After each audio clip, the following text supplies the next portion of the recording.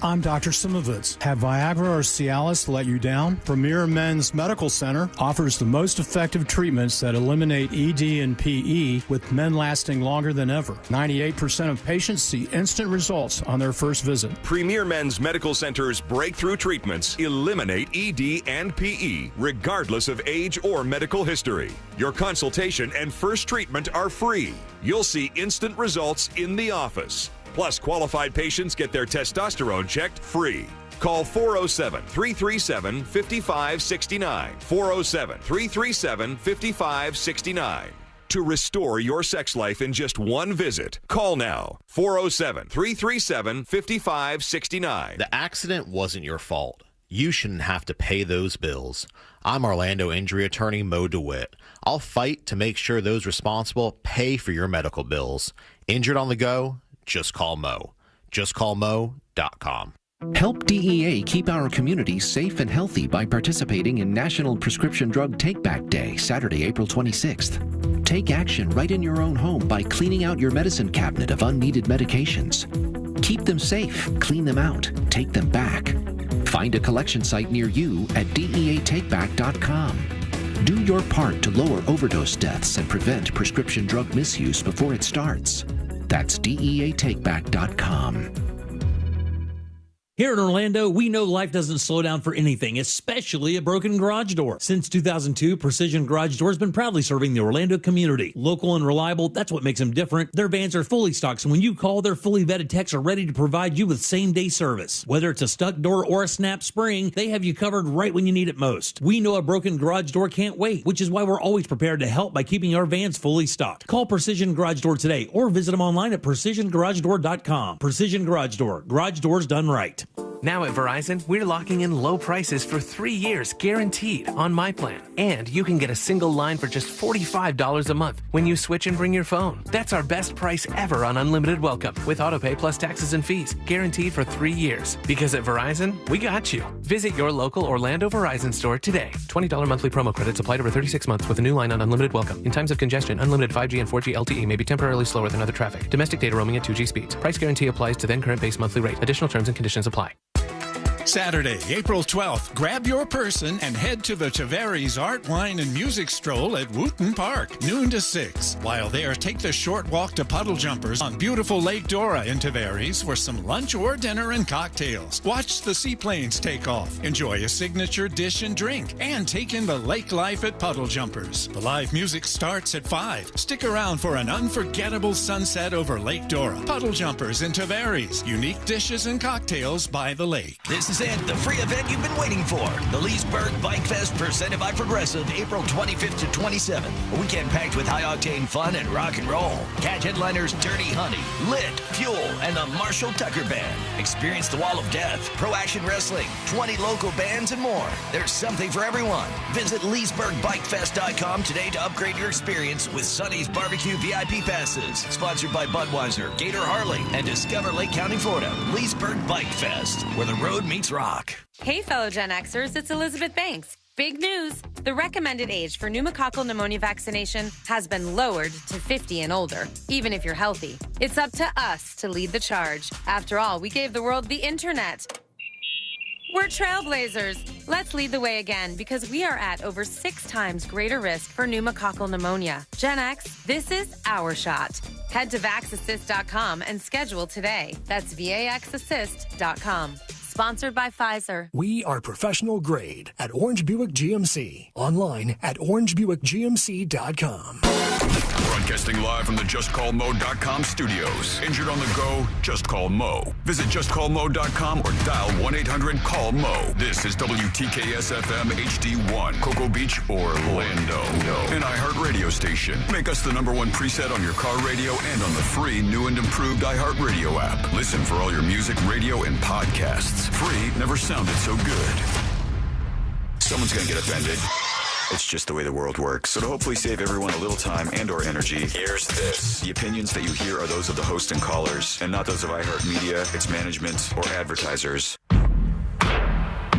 The News Junkie is on. The 3 best friends you never knew you had, running through the most viral stories of the day. The News Junkie Sean Wasson with Sabrina and C-Lane. Thursday, April 10th, 2025. Lots to get today. From a Weezer wife's wild arrest to Michelle Obama finally addresses divorce rumors. And the Minecraft movie Mayhem just got a whole lot worse. Plus your calls, dispatches, emails, texts, and more. Hey there, Sabrina. Hello. Hello, C-Lane. What's happening? And hello to you. You can join us on the show today. All you have to do is send us what we call a dispatch. Go to thenewsjunkie.com. Hit record on your first dispatch today. You can also watch the show on YouTube and twitch.tv/thenewsjunkie. Your message is rolling right into the studio in real time. How's everybody doing on a Thursday? Happy it's Thursday. Pretty good. Yeah. Yeah, what's happening on a Thursday? Yeah, what's going on? Like, why are you happy it's Thursday in particular, Celia? Because it's almost Friday. You know, we made it over the hump. I see. Just a very generic thing. It wasn't like, hey, on Friday, I'm going to spend my life savings at the casino and I'm putting it all on red, and so I'm excited about that. Not, well, you could. I mean, investments are just a pie in the sky dream these days. We'll look at the markets and see how everything's going over there as we roll on a very busy and fun ride Thursday, I'm sure. All right, here we go. Let's put our ears to the ground, our fingers on the pulse. Let's see what's happening in this great, big, wide world of ours. And we go to the White House. Surprise, surprise. Inside the White House, the Oval Office, as they call it, until Trump finally gets word from somebody, maybe me, that a slick move would be to reshape the office. No longer the Oval Office. Now it could be like the Hexagon Office. There's lots of different options. Roll off the tongue. Yes, but it will be your change that you made. People will be like, it used to be called the Oval Office before this guy got into it. And now it's the Circle Office. That one's not great. Remember what the they called Diamond. it? Yeah. Remember what they called it when Clinton was in the Oval Office? No, oral. That's the one. Well, that's stupid. The second best one. I don't hate it, Sean. Makes sense. The Oval Office. You knew what I was talking about. Yeah, so did you. Just didn't realize there was another option. So, okay, here we go. We're in the Oval Office, still named that for now at the very least. And Trump is talking about the stock market. No, he's not. No, I'm just kidding. He's not talking about the stock market. He's talking about the war in Russia with Ukraine. No, I'm kidding. He's talking about showers. He's talking about showers in the White House. Very important. Thank God, finally somebody did it. We needed a hero to come along. What's he saying? Next up, sir, we have a series of executive orders and a memorandum all relating to deregulation. This job has never been like a more important thing. This guy is literally just the executive order guy, and he's famous as hell now. He's always in the White House. Never see his face. He's always right out of frame. He's like, sir, this is for this, and here we go. That's why it's so easy to make all those videos, like parodying the situation, because you never see what this guy looks like. His voice is kind of ubiquitous. As long as there's a person who sounds like they know what they're talking about and a little bit of an echo, you can replace this guy's dialogue with any number of things. And then you get the payoff of Trump going, that's a big one. That's a big one. That's a big one. Now, everybody watch this one. Also, the guy who is the executive order guy says everything with the utmost of confidence. I love that. I mean, it's an ability to have. He'll be like, your predecessor completely ruined all showering for all Americans. So now he says everything. You're like, sounds right to me. Sign the thing. Major priority of your administration. The first of these is an executive order. The Biden administration launched what you've called a war on showers. They had certain regulations that basically killed the water pressure of showers and other water Can't appliances. have that. You can say it. Go ahead. What are the appliances? I mean, it's everything, sir. Dishwashers. He doesn't want to say toilets, so he's like goading him on to say, come on, say it. You're talking about toilets. What you do, number one and number two. I am pro-Trump on this one, friend, and particularly on the toilets, all right? The man is right about this. Say what you will. I don't care what you think about this. The idea that we went to low-flow toilets is an unforgivable sin. Low-flow toilets are worse in every way. They seem to be bad for plumbing in houses. They are not efficient at getting rid of the stuff you put in the toilet. I like a nice little whoosh-a-rooney when I hit the button. That's just me. I think it's better overall. So I bring them back, baby. Bring them back. Bring back the whoosh. The high flow toilets. We need them in America. The showers. I don't know. My shower seems okay right now, but I mean, if it could be like, what is it going to do? Like, if my shower was twice as much, I feel like your skin to fall off. It would like pin me to the wall. Yeah, like, that's what I'm talking about. A lot of people can do this themselves, by the way. If you just open up the shower head, there's this tiny little rubber piece. No. Yeah. No, is there? And you take it out, and it changes the water pressure significantly. So much so that sometimes I dare to do it in a hotel. So I'm making this better for every other guest moving forward. If that's the case, can I buy like a black market shower head where they go, this is going to really, it goes around the regulations and sure, you're allowed to do this. I don't know if I need that as much, but I want the toilets to flush. Toilets, sinks, but the shower heads are a There's huge no water. You don't get water. No water. So with this executive order, we're effectively going to be reversing that set of regulations to ensure that Americans have choice in the consumer market. If they want a low-flow shower head, they can buy one. If they want a real deal shower they don't. Nobody does. No one I know does. it. They don't. What would be the disadvantage of getting the high-flow shower? You get a bigger power bill. Maybe I mean, I guess more water used. Yeah, like at least for me, my water is attached to my power bill. I care about waste. I don't want to be a wasteful human being, but I don't want to have something that sucks on account of the waste. I really want the best of both worlds. Hannah Montana over here. I won't settle for less. Why don't you just use the less water, but just push it through smaller holes so that it,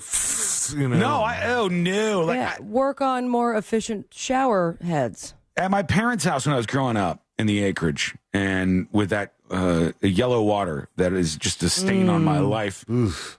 Courtney saw a photo online the other day, and it was a person taking a bath, and she goes, "Oh my God, look at the watercolor." And I go, my watercolor was more yellow than that when I was growing up. I was taking the yellow bath. Well water, Courtney. Yeah, I was taking the yellow bath. And she was like, "Oh my God, it's unbelievable." But the shower head that we had in our bathroom, it only had 3 holes that water came out of. So like that's all that had. It only had 3 holes, and they weren't even like big jets or whatever. It was just kind of dripping out of like yellow water dripping out of 3 holes. It was a bad situation. So I think we can really improve the world with this. Is this going to solve all the problems? No, but maybe at least some. What else do they say? It's a new house, you pay a lot of money, and the developers, you're not allowed to do anything more. They put restrictors on. They used to have a restrictor where you could take it out, but now they weld it in. Oh, yeah. And you take a shower or wash your hands, whatever you do, including dishwashers where no water comes out. Well, he's saying you can't take them out anymore. He's saying it's welded in. I don't know if he has any idea what the hell he's talking about. I've taken them all out. Yeah, it seems like a good idea. What would happen if you do take them out? Can they knock down Sabrina's door and be like, "Hey, you're under arrest"? Do you have a warrant? Well, not now with the executive order. Get him. You have to thank Trump. I just think that, like, I'm paying for the water. Isn't it my prerogative to pay for more water? I would hope so. If I want a better shower? Yeah. I mean, I have a pool in my backyard. If we're wasting water, that seems like a waste of it right there. But I'm not giving it back. I'm sorry. The story that I see says, in 1992, Congress quietly capped your shower at 2.5 gallons per minute. It was supposed to conserve water. Instead, it killed one of the simplest human joys, this viral tweet says. You know the feeling, lukewarm midst high pressure, but no weight. The low-flow shower mandate was buried in sweeping energy bills, justified in the name of environmental conservation. A shower isn't just about hygiene, it's restoration, meditation, and recovery. It's the one place you can be alone, warm, and still. Bro, what is going on in your shower? What's happening here? God you almighty. haven't been to my bedroom. It's the one place you could be alone, warm, and still? I'll be alone and warm in there, but never still. You okay? What's going on? You're constantly moving around, dancing in the shower. What do you think about this? You want it? You want more power in the flush? You want more power in the shower? Let us know your thoughts. Go over to thenewsjunkie.com and send us a dispatch right now. We're going to get into, a little later, maybe at the top of the hour, the story about this wife of one of the guys from Weezer, which is just insane. And C-Light said you should have gone with Weezer wife's Wild Wednesday, which all the W's right there in a row would have been beautiful. But the wife of one of the guys in Weezer had the most insane day yesterday. Are you both familiar with what happened with this story? I saw the headline, was quite confused. Me too. Ready Who to wouldn't hear be? more. Yeah, who wouldn't be? The wife of one of the guys from Weezer. Bassist, right? She hears, and we'll get into all the details and have the reports and stuff on this in a bit. But she heard some commotion, and there was a police chase going on. The police chase was going after a dude who was in her neighborhood. And the guy was like stripping off clothes and stuff and trying to hide from the cops. Huge manhunt for this guy. She busts out of her house with a gun and starts shooting at the cops. What? Not the bad guy. I thought she was shooting at the bad guy. No, I think she shot at the cops. We'll find out all the details. But I think she opened fire on the cops, and then the cops shot her. And then they arrested her for trying to kill somebody, and she had nothing to do with what was going on. It's a weird one, and we'll talk about that at the top of the hour. But right now, let's check in on the market. Show me green, show me green, show me red. Down 900 points, the start of the market today. So we're losing about a third of what we gained in the high flow events of yesterday. Maybe it'll come back up, though. Maybe we'll rally. I don't know what's going to happen with the stock market. Neither do you. But we'll keep an eye on it because it's fun to watch. Or sad. Either or. We'll see what's going on with all that, what's going to happen in the world of tariffs. We got some emails to go over. In fact, I think we could work in these two very quickly because I like this one. Anonymous emails the show. And Anonymous says, subject line, what you look like. So I remember a while back, you guys were having a discussion about what people would think that you look like if they had never seen you. I was scrolling through Instagram today, and my daughter happened to hear your voices, and this was her description of you before she saw you. Sabrina, I think she's a classic blonde white girl. That's what she said. Okay. She's not very blonde. She's got very dark hair. It's quite curly, and yeah, I wouldn't say classic blonde. Sealand says, skinny and tall with ice cream scooped hair. Ice cream scooped hair? What does that even mean? Like balls? I don't know. Ballish? Blowout tapered? Does that mean anything to you guys? I don't know enough about haircut stuff. Is that still in the ice cream category? It says skinny and tall with ice cream scoop blowout tapered hair is what they thought Sealand would look like. And then for me, it says exactly how you sound. I don't even know what the hell that means, but thank you, Anonymous. She was also floored that you aren't all in the same studio. No, we're all in different studios, as a matter of fact here. Different states, actually. Different locations. Same girl, same, miss those days. So thank you for the laughs and being able to listen every day. Love you guys and the show, Anonymous. Thank you for that. We'll keep some of these other ones as another anonymous email to get to eventually, but we got many, many things to talk about. So join us in on the fun here today. Go to thenewsjunkie.com and submit your dispatch right now. Oh, this ice cream scoop hair is weird. Oh, look at that. Hold on. Ted on YouTube says the market is a high-flow money toilet right now. What'd you look for? Ice cream scooped hair? Yeah, look at ice cream scoop hair. I've never heard of this before. Oh. Is it what the kids are doing? Yeah, no. It's like a plop on top, and then all the ends go out. Hate this haircut. It's a really bad haircut. That's but C-Lane's hair doesn't look like that. No, C-Lane has like Someone Photoshop it, please. I want to see what it looks like. How would you describe C-Lane's hair, Sabrina? It's a nice swoop. There's a good side swoop going. Professional. Dutch boy? Is it a Dutch boy haircut? Hang on, let me look this up. Oh, you're talking about like from Dutch boy haircut. Austin Powers? Oh, no, it's not Dutch boy. No, it's different. It's like traditional church kid haircut, parted down the side. I think it looks like a father and someone who loves to have a good time. Respectable haircut, disrespectable face.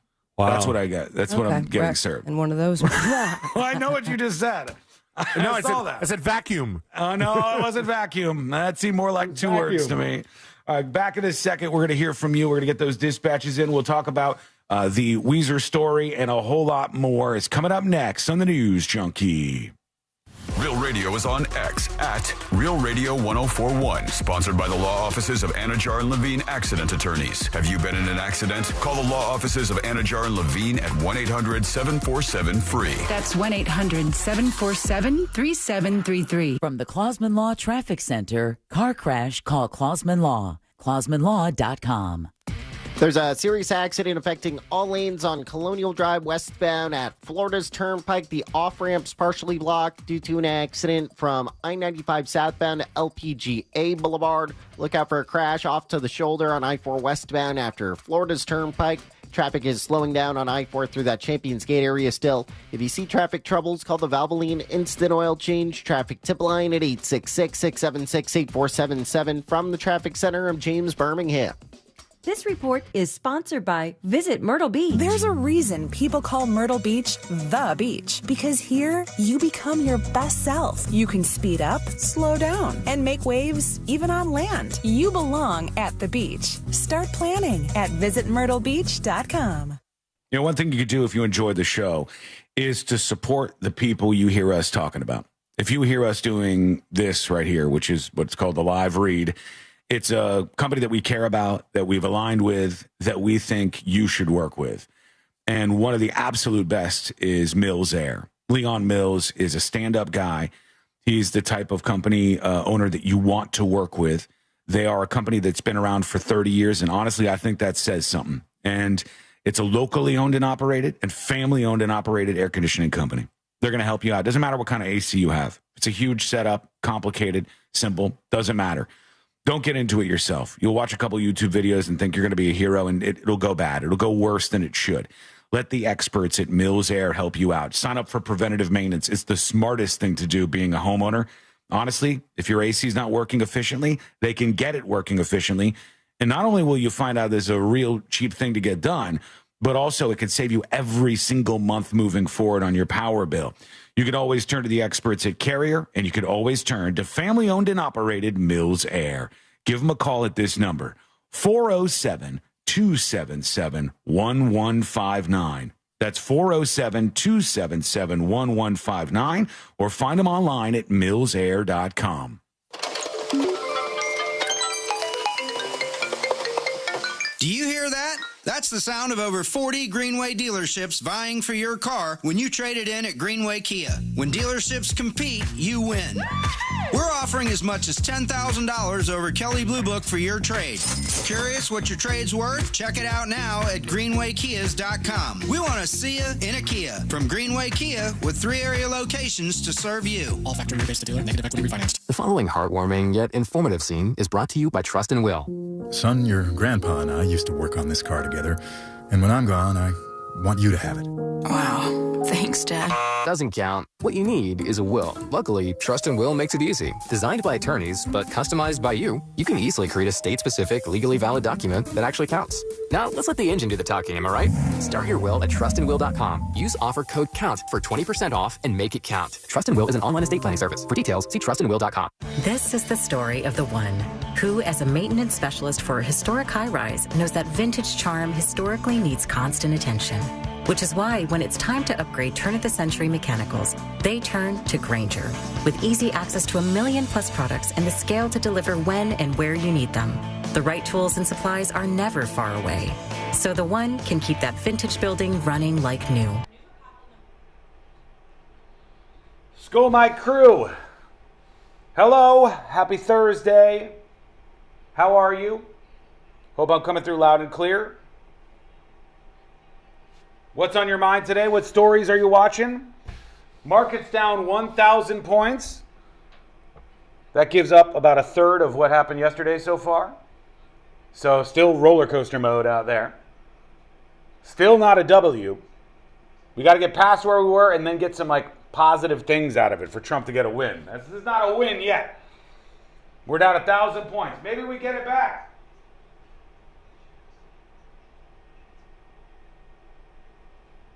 Hello, Biha. How are you? Yo, we need a timer when you get a second. Let's do a 12.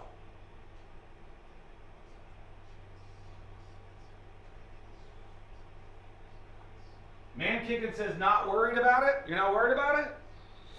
Yeah, I mean, not in the long term. Like, that's the thing. With stocks, people are like, oh, God, the stock market's down. Think about when you want to take that money out. Think about what you want to do with it. And then the biggest thing ever, which I learned from my father, is just don't touch your money. When you've invested it into something that you believe in the long term, do you believe in America in the long term? If so, invest. If you don't, take your money out. Okay, folks, we're coming back right now. Coming back now.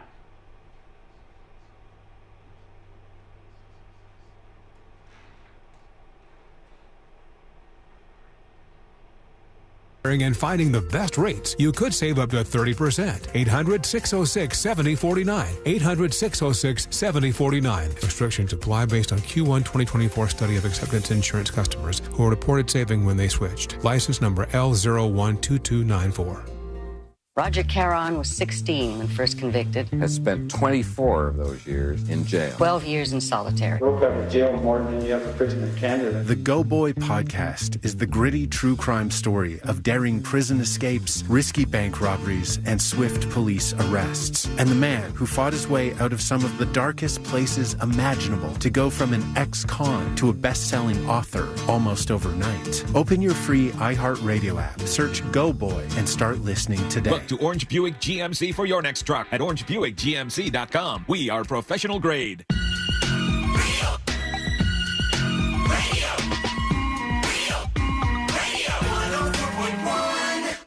Three best friends diving into the deep end of internet culture. This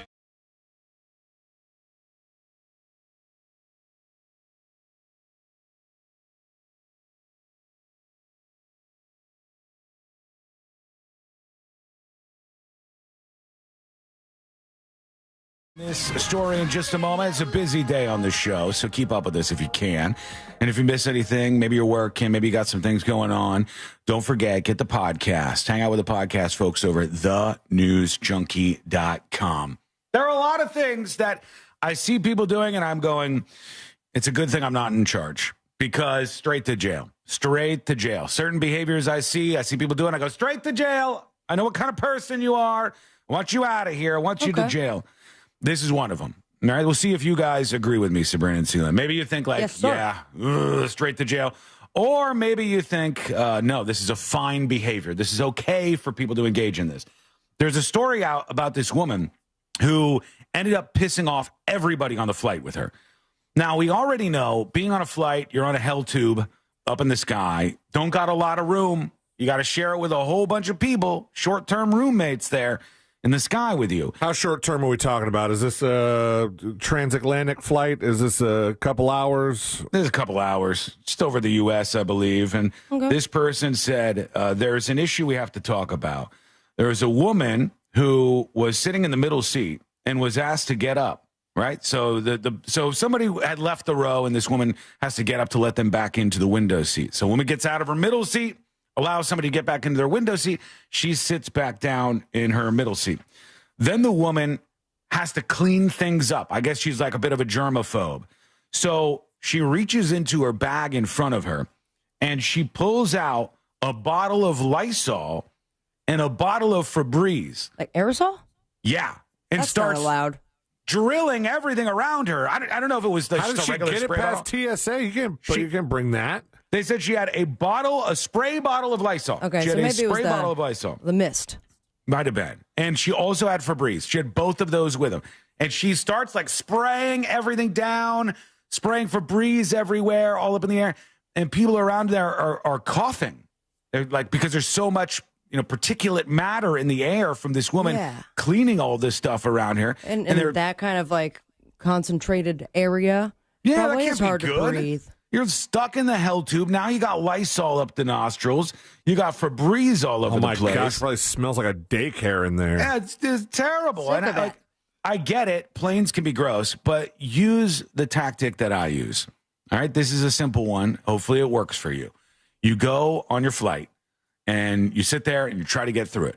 Then the moment you get away from your flight into your destination, You haven't used your hands to touch your face or do anything like that. And now you like douse yourself. You clean your hands real good. You make sure everything's nice as it should be. You say you haven't touched your face, but I think we learned during the pandemic how much we really touch our faces. I don't, though. I almost never touch my face. I'll put my hand on the side of my face sometimes, but I almost never like touch my face or fuss around. I always do. With my face. Nonstop. It's hard. You don't know you're doing it. It's just a kind of an out-of-body experience. Now, I wouldn't go full spray bottle. What I do have is I have bulk ordered little Lysol wipes, individual. And then I'll be cool plain neighbor and hand them out to whoever wants. Those are fine. That's fine. If you did that, I'd go, okay, I get it. You want to clean your like tray table off with your Lysol wipes and your throw the trash in the aisle. you want to put the trash in the thing when the lady comes by or the flight attendant comes by.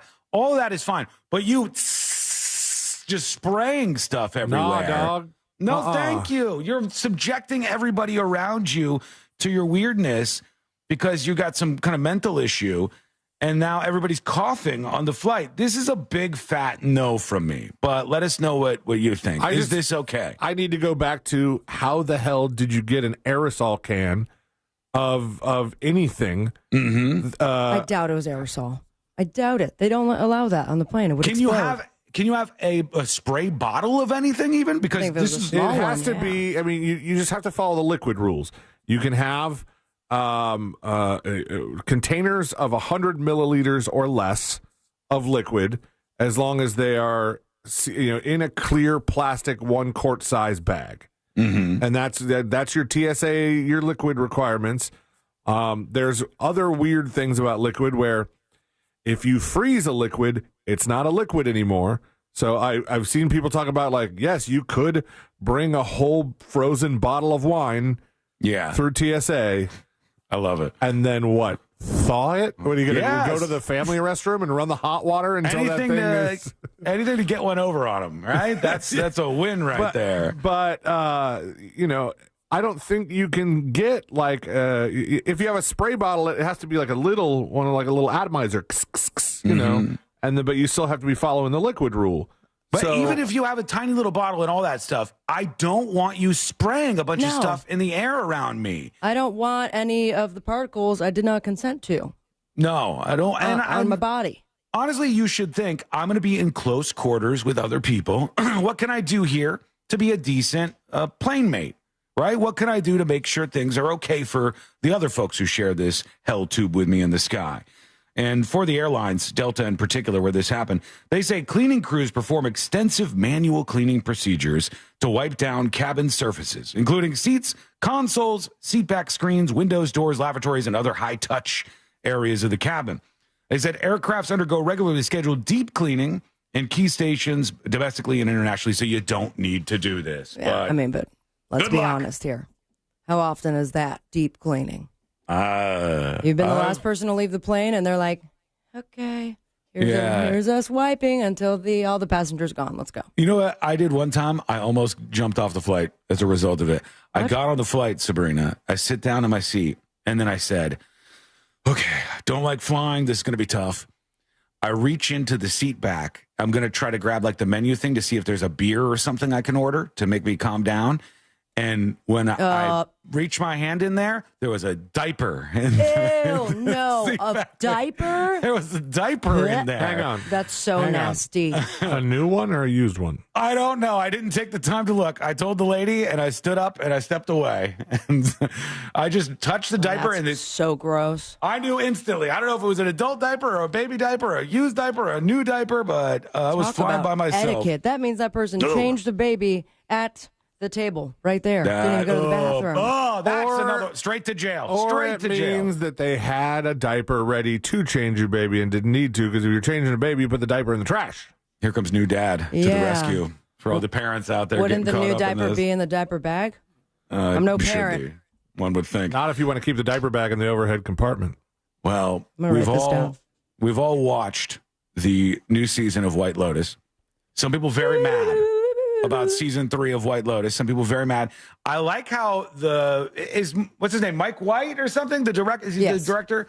I like how he is confident about his product. I dig that. I think you should be. If you make stuff, put enough into it that you're confident and be brave about it. I like how he said, if people don't like the edging that I did to them for the first half of season 3 of White Lotus, they can get the hell out of here and never watch my show again. And I'm like, look at you. He's entered into the world of pretentious Hollywood director. But it's kind of interesting to call it edging. Like, you're like, I'm going to just flirt with you enough just to get it lit. If you don't know what edging is, Urban Dictionary it, and you'll figure out what's going on. But it's like, keeping things going. No, it's like, imagine you start doing the thing, and then you get close to the finish line, and then you pause, and then you keep going, and then you pause, and then you keep going, you pause, you keep going. He's doing that to the audience, and he's proud of it. But there's a story that captured my attention from Time Magazine. I'm trying to keep this away from Courtney at the moment, lest she get any ideas, all right? Yeah. What Time Magazine in general? Time Magazine, and the headline is, how realistic was the poisonous fruit on the White Lotus? All right, and they talk about this in the season. It's not a spoiler for you. It's just like a thing. There's a poisonous tree that's around, and one of the ladies who works at the resort says, you can't mess with these trees because they're dangerous. And they said, is it real? Yes, it's 100% real. Those trees are real. And people in Asia just kind of live around them, so it becomes very, very normal to them. They called it the suicide fruit. Or suicide tree, yeah. But they said those things are actually real in India. I thought that was in Japan. That's a different one altogether, you monster. Japan! How could you? They said those are absolutely real, and the show did a good job showing how those are integral to the area. So they nailed it on that one. Congratulations, Mike White. This Mike White guy is like no holds barred. I think he. What else did he do? Well, he said been around for a minute. He said that the only reason they did the 3rd season is because he had an acid trip and got inspired or something like that. No, it was he got very sick where he was traveling, like bronchitis or something. But so much so that his 3 days in the hospital. He didn't sleep, and that's what it was. Hallucinated and came up with the concept of the 3rd season. And then I'm watching the end of the 3rd season, and if that was your hallucination, Mike White, that's awful. I mean, that was a little intense and violent. Yeah. Wait. Does that mean that if he wants to come up with season 4 of White Lotus, he's got to get himself hospitalized and hallucinate the next one? Well, then I guess he had a little falling out with the composer of White Lotus, and the composer quit. And Mike White comes out and goes, him quitting was a bitch move. He didn't respect me. I've never kissed somebody's ass so hard to lead a horse to water. Wow, Mike. I kind of like it. The composer guy's probably a pain in the ass. Who knows? I don't know who's right or wrong in that. Don't quote me on it, but I do know that that's got a lot of people watching. I keep an eye on the streaming shows and see what shows are getting the most views. And White Lotus, for all these seasons, has been up there. It's been pretty popular. The season finale, I believe, the highest viewership of the entire series. Man, that's crazy. It was up there. Don't remember the number, but just up there. So wait, more impressive. People watched the season finale than the rest of the show? If I read it correctly, it was the highest viewed That's show. So weird. I know. They were saying, finally, just we get the last episode. I'm not watching all the other ones ahead of this, for God's sake. What do you think? Let us know. Go to thenewsjunkie.com. Hit record on your first dispatch right now. We were super excited to watch, or Ashley was at least very excited that Handmaid's Tale is back. Oh God! They dropped. She's still watching this too. They dropped 3 episodes. We've watched one of them. Not for everybody, But I liked it, and let me tell you, because this, I believe, the last season for the show. Yeah, it is. And thank God they're going. Sean, you don't like the show? I couldn't tell with all your comments every single time. I have opinions, so you're going to hear them. That's part of your job. They're going in on the Elizabeth Moss close up facial expressions. I noticed that. Okay, got it. I noticed it on, I never know what to call this. What is it? The show artwork? What's the DVD cover? None of these things seem like the right word. The thumbnail, yeah, for the new season of Handmaid's Tale. I noticed that they kind of are really leaning into that yuck face that she makes. Then they'll do it's kind of slow-mo, hot. and she has this incredible ability to just slow blink with one eye. Where if I could do that. in the intention of it would be a wink if it's, normal speed, I guess, but it also looks like she's just having a bit of a strokey moment. Well, it does look like that. I started to think about it as we were watching it, or we were getting ready to watch it, and I was like, man, that was the last house we were when we last saw Handmaid's Tale. It was a different. We were in a different house, and I was like, I don't think we had a baby. No, you didn't have a baby. I don't think we had a baby last time. No, the problem with this show is they had so much cool going, and then they ruined it all to me. And I thought that they could go explore all the other areas of the country and see what's happening, and then form the resistance crews and start fighting back. And they went in another direction. And I was like, well, you should catch up because this is definitely the direction they're going in now. Yeah, but the other part is just it took so long for them to do this last season. I was like, I went back and looked at when they released the last episode of season 5, and it was November of 2022. I was like, Jack wasn't even conceived yet. Mm-hmm. Yeah. But then that slow blink, and Celine was like, honey, it's time to make a baby. Hey, real quick, I wanted to say something. I saw a photo yesterday, Courtney was showing me, and it was, we were talking about White Lotus. We'll move on here in a second, but it was a photo of Walter Goggins. And we were talking about Walton Goggins. Is that what it is? Walton Goggins. Walton Goggins. And Walton Goggins is in this picture on Instagram. And it's him with his shirt off. And he's in really good shape. He's got a six-pack. He's got the guy works out and stuff. And one of the top comments on Instagram was this woman. And you could see she was fatty in her profile photo. And not a looker herself. And she goes, yeah, now put the camera up to his hairline and let's see what you see up there. And I'm thinking, oh, God, this exists on both sides. If there's a photo of a woman on Instagram, there's a man who's a big, fat slob of a human who's all too willing to tell you how he won't have sex with the person who's not interested in having sex with him at all. And here we go with this guy. They put him out there, and I go, guy's worked out. He's in shape. He's a celebrity. He's on TV. Good looking dude. And there's the first one is I'd never bang this guy. Okay. Well, I didn't know you ladies were doing the same kind of Instagram hate as well. Don't let her speak for everybody because I'd hit it for sure. He rocks that hairline. He was on the Instagram post and having the photo shoot for a reason, I would imagine. That there's the GQ much one more where people. he's on a horse. I don't remember. I saw it quickly, and I thought, I didn't know he was in such good shape, but good for him. I'll always love the people that say, I would never have sex with this person when that person is not offering to have sex with you. It's just always a bit of a trip. Okay, when we come back, we have a lot to get into. An update on that club incident in the Dominican Republic. Oh, my Crazy. God. I don't even know what to do with that, honestly, but we do got to talk about it. And then we'll get into, there's some body cam footage I want to go over. We got the Weezer story coming up at the top of the hour, the wife of a Weezer star, and the insane incident she got herself involved in, and a whole lot more. It's all coming up next on the News Junkie. Real Radio is the Jim Colbert Show. They're the stepdad that treats your mom just right. The Jim Colbert Show, weekdays at 3 on Real Radio 104.1.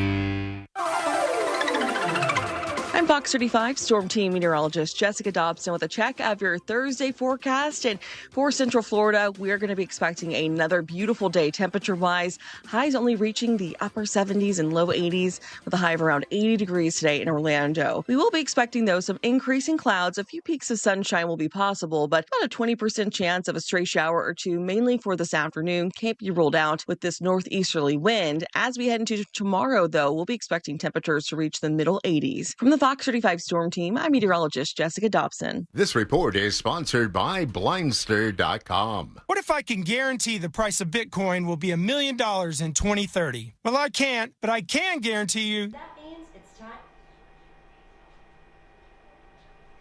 School, Mike, how are we? Hello, hello, hello. Did you see this Dominican club update where the roof fell down? Jesus. Death toll in that, not to bring you down, be a Debbie Downer. Death toll in that is over 200 people now. 200 people plus. 218. Think about that for a second. 218 people died in that club. That's crazy.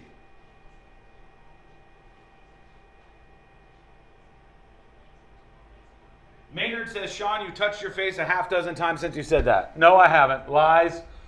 Give me the screenshots.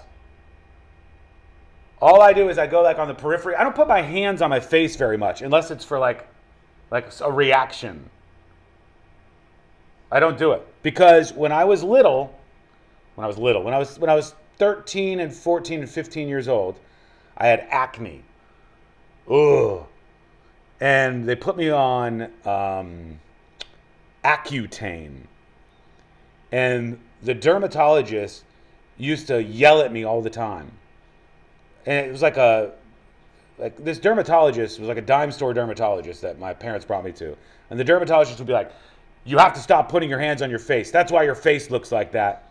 And each time you go in there, they'd pop all the pimples with a little poker thing that sucks so bad. And then afterwards, they'd be like, you got to stop touching your face. You got to stop touching your face. So as a teenager, I became hyper aware of my hands not touching my face and not causing more acne, which would ruin my life. So I do not touch my face that much. I know that for sure. If I do, I'm aware of it and I know what's going on. And I may even like clean my hands during one of the breaks with one of the many spray things around here. But you didn't pay for a seat next to me so I could spray it in here.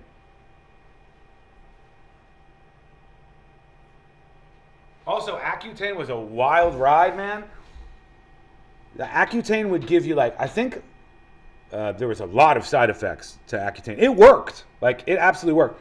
But I would just be sitting in high school in class when I went to the private school for a year and a half.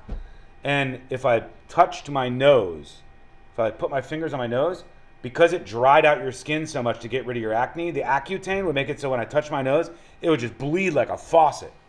Just blood running down my face all the time.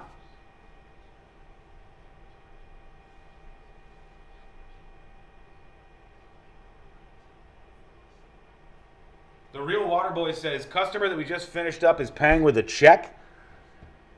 In 2025, I don't think I've had anybody come over to my house to do work in the last 2 years that I've paid like that at all. They all say, it doesn't matter where they're from, doesn't matter what they're doing around the house, from the sprinkler guys to the lawn guy. Everybody wants Zelle or, Venmo or whatever. Cash App. Damn check. What? How many years old is this person?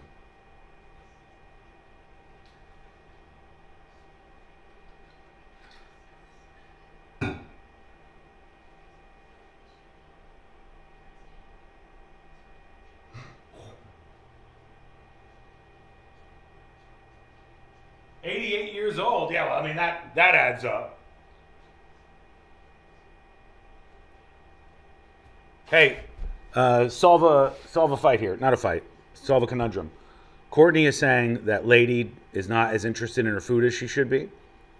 And so we need to get Lady this new food, like fresh food. And it's $30 every week. $120 a month. For dog food. I said, hell no. Hell no. Get some turkey and sprinkle it on top of the food that she has now. Hell no. Am I right on this or what? Lady doesn't want to eat her food as much because she knows that she'll get little snacks here or there. And she likes human food better than she likes dog food. There is no way I'm letting her persnickety behavior cost $120 a month for dog food. Am I in the right here?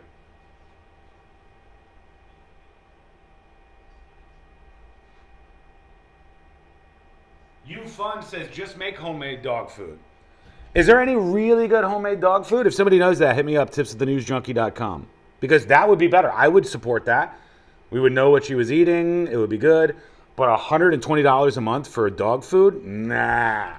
Coming back.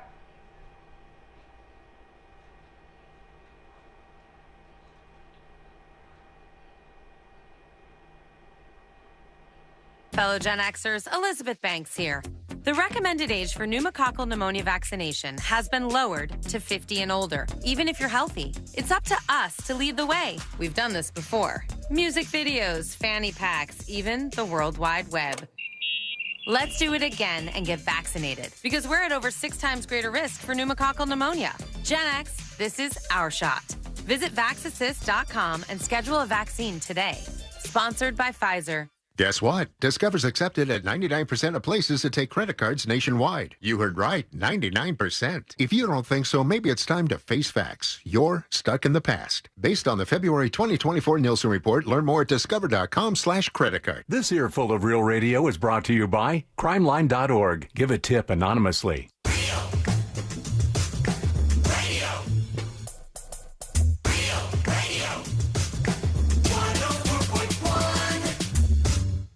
Like a car crash you can't stop listening to. This is the News Junkie.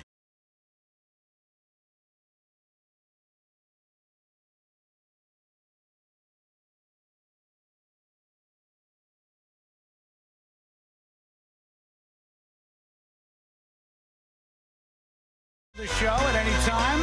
It's tips, T-I-P-S, at thenewsjunkie.com. Tips at thenewsjunkie.com. Put anonymous somewhere up on top if you don't want your name said aloud.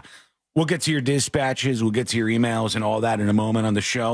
And we have many things to get to, including a lot of fun stuff, but some serious things do come up from now and then on the show. And we talked about this Dominican Republic club incident. And it's so crazy how big this has gotten. When we talked about it, I think there was only a handful of people that they said were dead, and the roof collapsed in the middle of a performance at this club in the Dominican Republic. Now, the death toll is over 218 people. I saw that this morning, which is insane. That's crazy. When we talked about it earlier this week, it was 60, then 80. And it's climbing. Now, correct me if I'm wrong, this is the majority of people that were there. Wasn't it like 300 people capacity I don't know. or at the concert? Well, they said that there are now at least 218 people who died. 189 people were rescued. So that, that's just the people that are dead is up to that number. They said they've combed ground zero. There's only a little bit left to look at.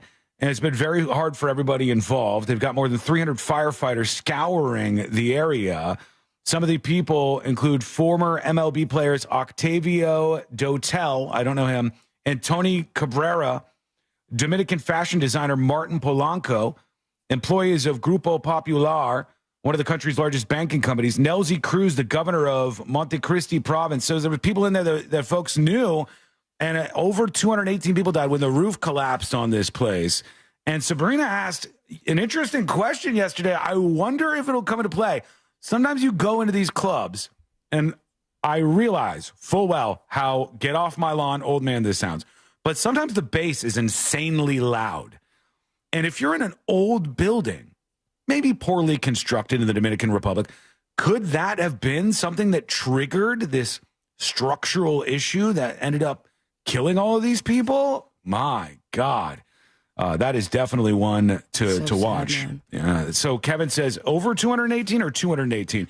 The death toll has risen to 218, but I wouldn't say that's going to be it, since with our experience talking about this, it's gone up and up and up and up. But that's a lot of people right there.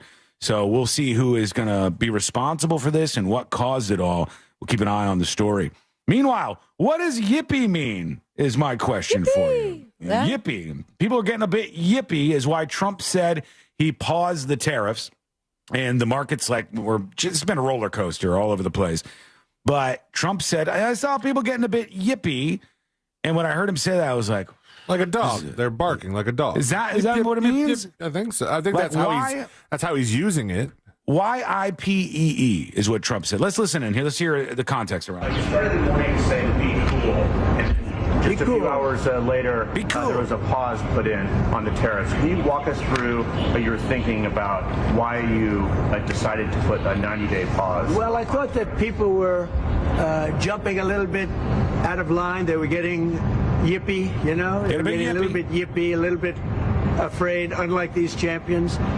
because we have a big job to do. No other president would have done what I did. No other president. I know the presidents. They wouldn't have done it. So he says they were getting a little yippy, a little afraid, and he said, all right, let's turn on this. Let's pause the tariffs on everybody but China.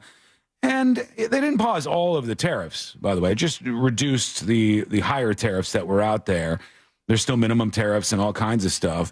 So that's why the markets reacted a little bit differently the day after. But, yeah, that's what he said. He said, yippee. People are getting a bit yippee out there.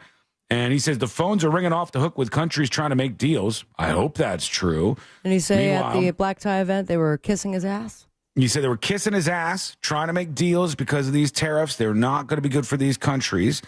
We'll see what comes out of this. I think the administration needs to show more of those deals. Start locking them in. If you were really getting them, that would be a good thing. And here's a reporter asking, what's your credibility? Because you said there would be no pause, and now there's a pause. Here's Trump. Credibility, Mike, because you said that these tariffs would go into effect on Monday. You said no pause, and today there is a pause. So how can people believe your words today? It's not a question of that. You have to have flexibility. I could say, here's a wall, and I'm going to go through that wall. I'm going to go through it no matter what. And keep going, and you can't go through the wall. Sometimes you have to be able to go under the wall, around the wall, or over the wall. You guys know that better than anybody, right? So, you know, who did he say that to? He's talking to the people around him. Kool-Aid Man? He goes, these guys know that more than anybody, these guys around me. But let's go back to this wall thing. Hang on, I got to hear that again. Today there is a pause. So how can people believe your words today? It's not a question of that. You have to have flexibility. All right.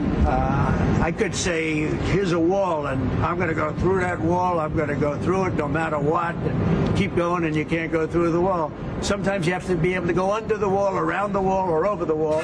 These guys know that better than anybody, right? You got to go around them sometimes. You know? Hell yeah, brother. So I consider, I think in financial markets, because they change. Look how much it changed today. We went from, pretty moderate today, but over the last few days it looked pretty glum, to, I guess they say it was the biggest day in financial history. There he goes. He's saying you got to be flexible. You got to go through the wall. So it's under the wall. Interesting that he would use the wall as a metaphor for this whole thing, based on the fact that writing this down. His whole campaign strategy for an entire election cycle was build the wall, build the wall, build the wall. He goes, well, sometimes you got to go under the wall, around the wall, over the wall. That's a metaphorical wall. That's a financial metaphorical wall. I think part of his wall was a metaphorical wall. You watch your mouth. That's a real American-made wall. He said the Mexicans were going to build it. Oh, damn. I forgot about that part. Yeah. Well, it's even better then. But that's what he's saying. He's saying there was people who were yippy, and then you got to be flexible. And he made a move. Glum. The market looked glum. His detractors say that he has no idea what he's doing and he's winging it. And his supporters say art of the deal. Art of the deal. That's kind of where we're at. All this is instinctive to him. I've literally seen somebody post art of the deal. It's so funny that you say that. The Trump book. My dad had that book when I was growing up. I was little. He's like, Trump is a businessman, and he wrote this book. And my dad, I guess, wanted to be a businessman too. And my dad was not a successful businessman, unfortunately. But the heart was there. My dad lived a very mundane life as a financial contract guy in service procurement for IBM. So he didn't get as high as Trump did. But he knew the art of the deal, too. He made some deals with me over the years. I definitely know that. But he was a little yippy, so he's gone these days. Oh. We're going to take a quick break. When we come back, we'll hear from you. Sean will also explain what that meant. My dad got a big yippee. I don't think I have to explain any further than that. And then after that, other people got yippee. Oh, that's sad. All right, let's... my mom... Turns out my mom got yippee, and... okay, quick break. When we come back, we are going to hear from you. You sent us a dispatch. What do you think about all of this? Are you happy with the moves? Do you think it's art of the deal? Do you think it's just all being made up as we go along here? Are you happy with the outcomes? That's the most important thing, or it should be to most people. Go to thenewsjunkie.com and send us a dispatch right now. When we come back, we've got the story that I've been waiting for. This is the wife of one of the guys from Weezer. And she got involved in this insane shoot 'em up that it just happened to be that outside of her house there was a police chase and there was a criminal on the loose. The police are chasing after this guy. He's like shredding off clothes and stuff. And the wife of the guy from Weezer, the bassist Scott Schreiner's wife, goes outside of her mansion and has a gun and then gets into a shootout of her own. And then the cops shoot her in the shoulder. And then she runs back in the house. And then she had to give up. There's choppers overhead. And people are going, what the hell?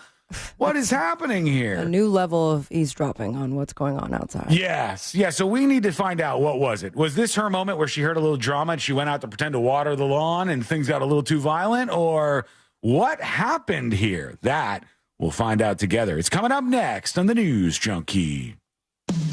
Bill Radio wants to make your dream home makeover a reality. Enter today for your chance to upgrade your home in several different ways. All brought to you by Fairwinds Credit Union. Get the details at realradio.fm/contests.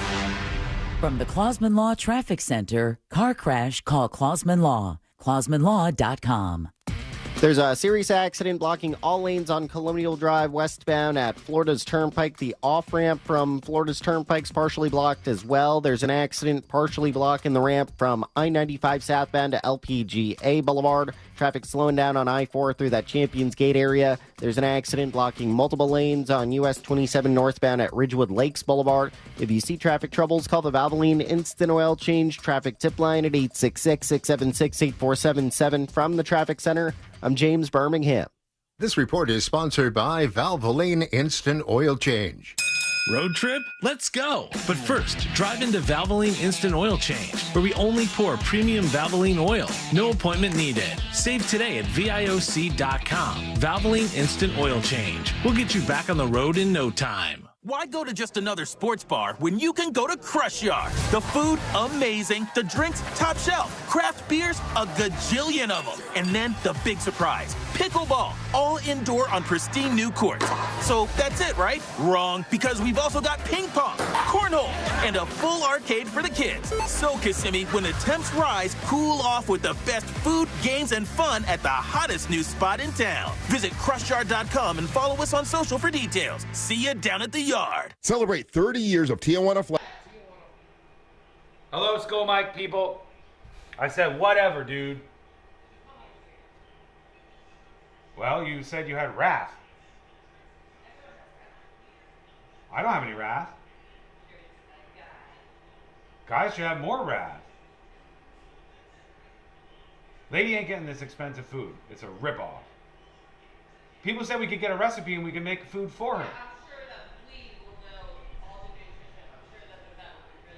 You don't think isn't there somebody online who's already made a really good one or something?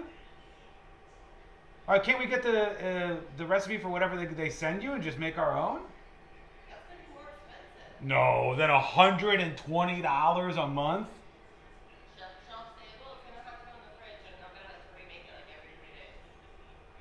We'll look into it. See you later. She will. She'll get hungry. Hello, everybody. All right, we've got less than 2 minutes and we're coming back.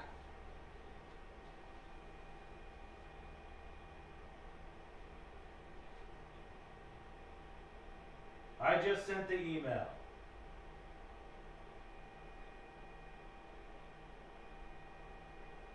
I wonder how he likes being called Weezer. What, do people call Rivers Cuomo? I think that's his name. Do they call him Weezer? Hey, Weezer! I haven't heard that. But I do love this story, man. It's just a great story. And I've got some of the new details on the Weezer bassist wife who is in jail now. All kinds of charges against her. And all because there was like a police chase going through her fancy neighborhood. And she got out there with a gun and started shooting. Crazy. Okay, we're coming back.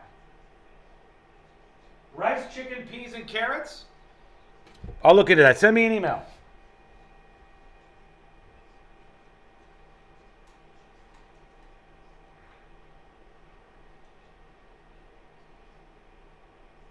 A better future. Spectrum, we're committed to delivering just that every single day. Because with the right connection, anything is possible. That's Life Unlimited. That's Spectrum. If you want your windows there in weeks, pick up the phone and just text Reese. Portions of the following program were pre-recorded.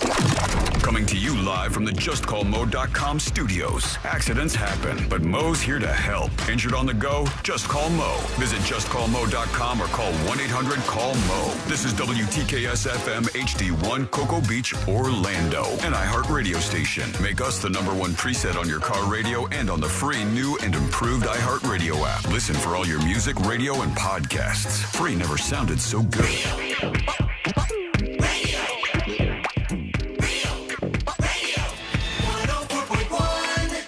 Filling you in on the shocking details. Just try not to pass out. This is the news.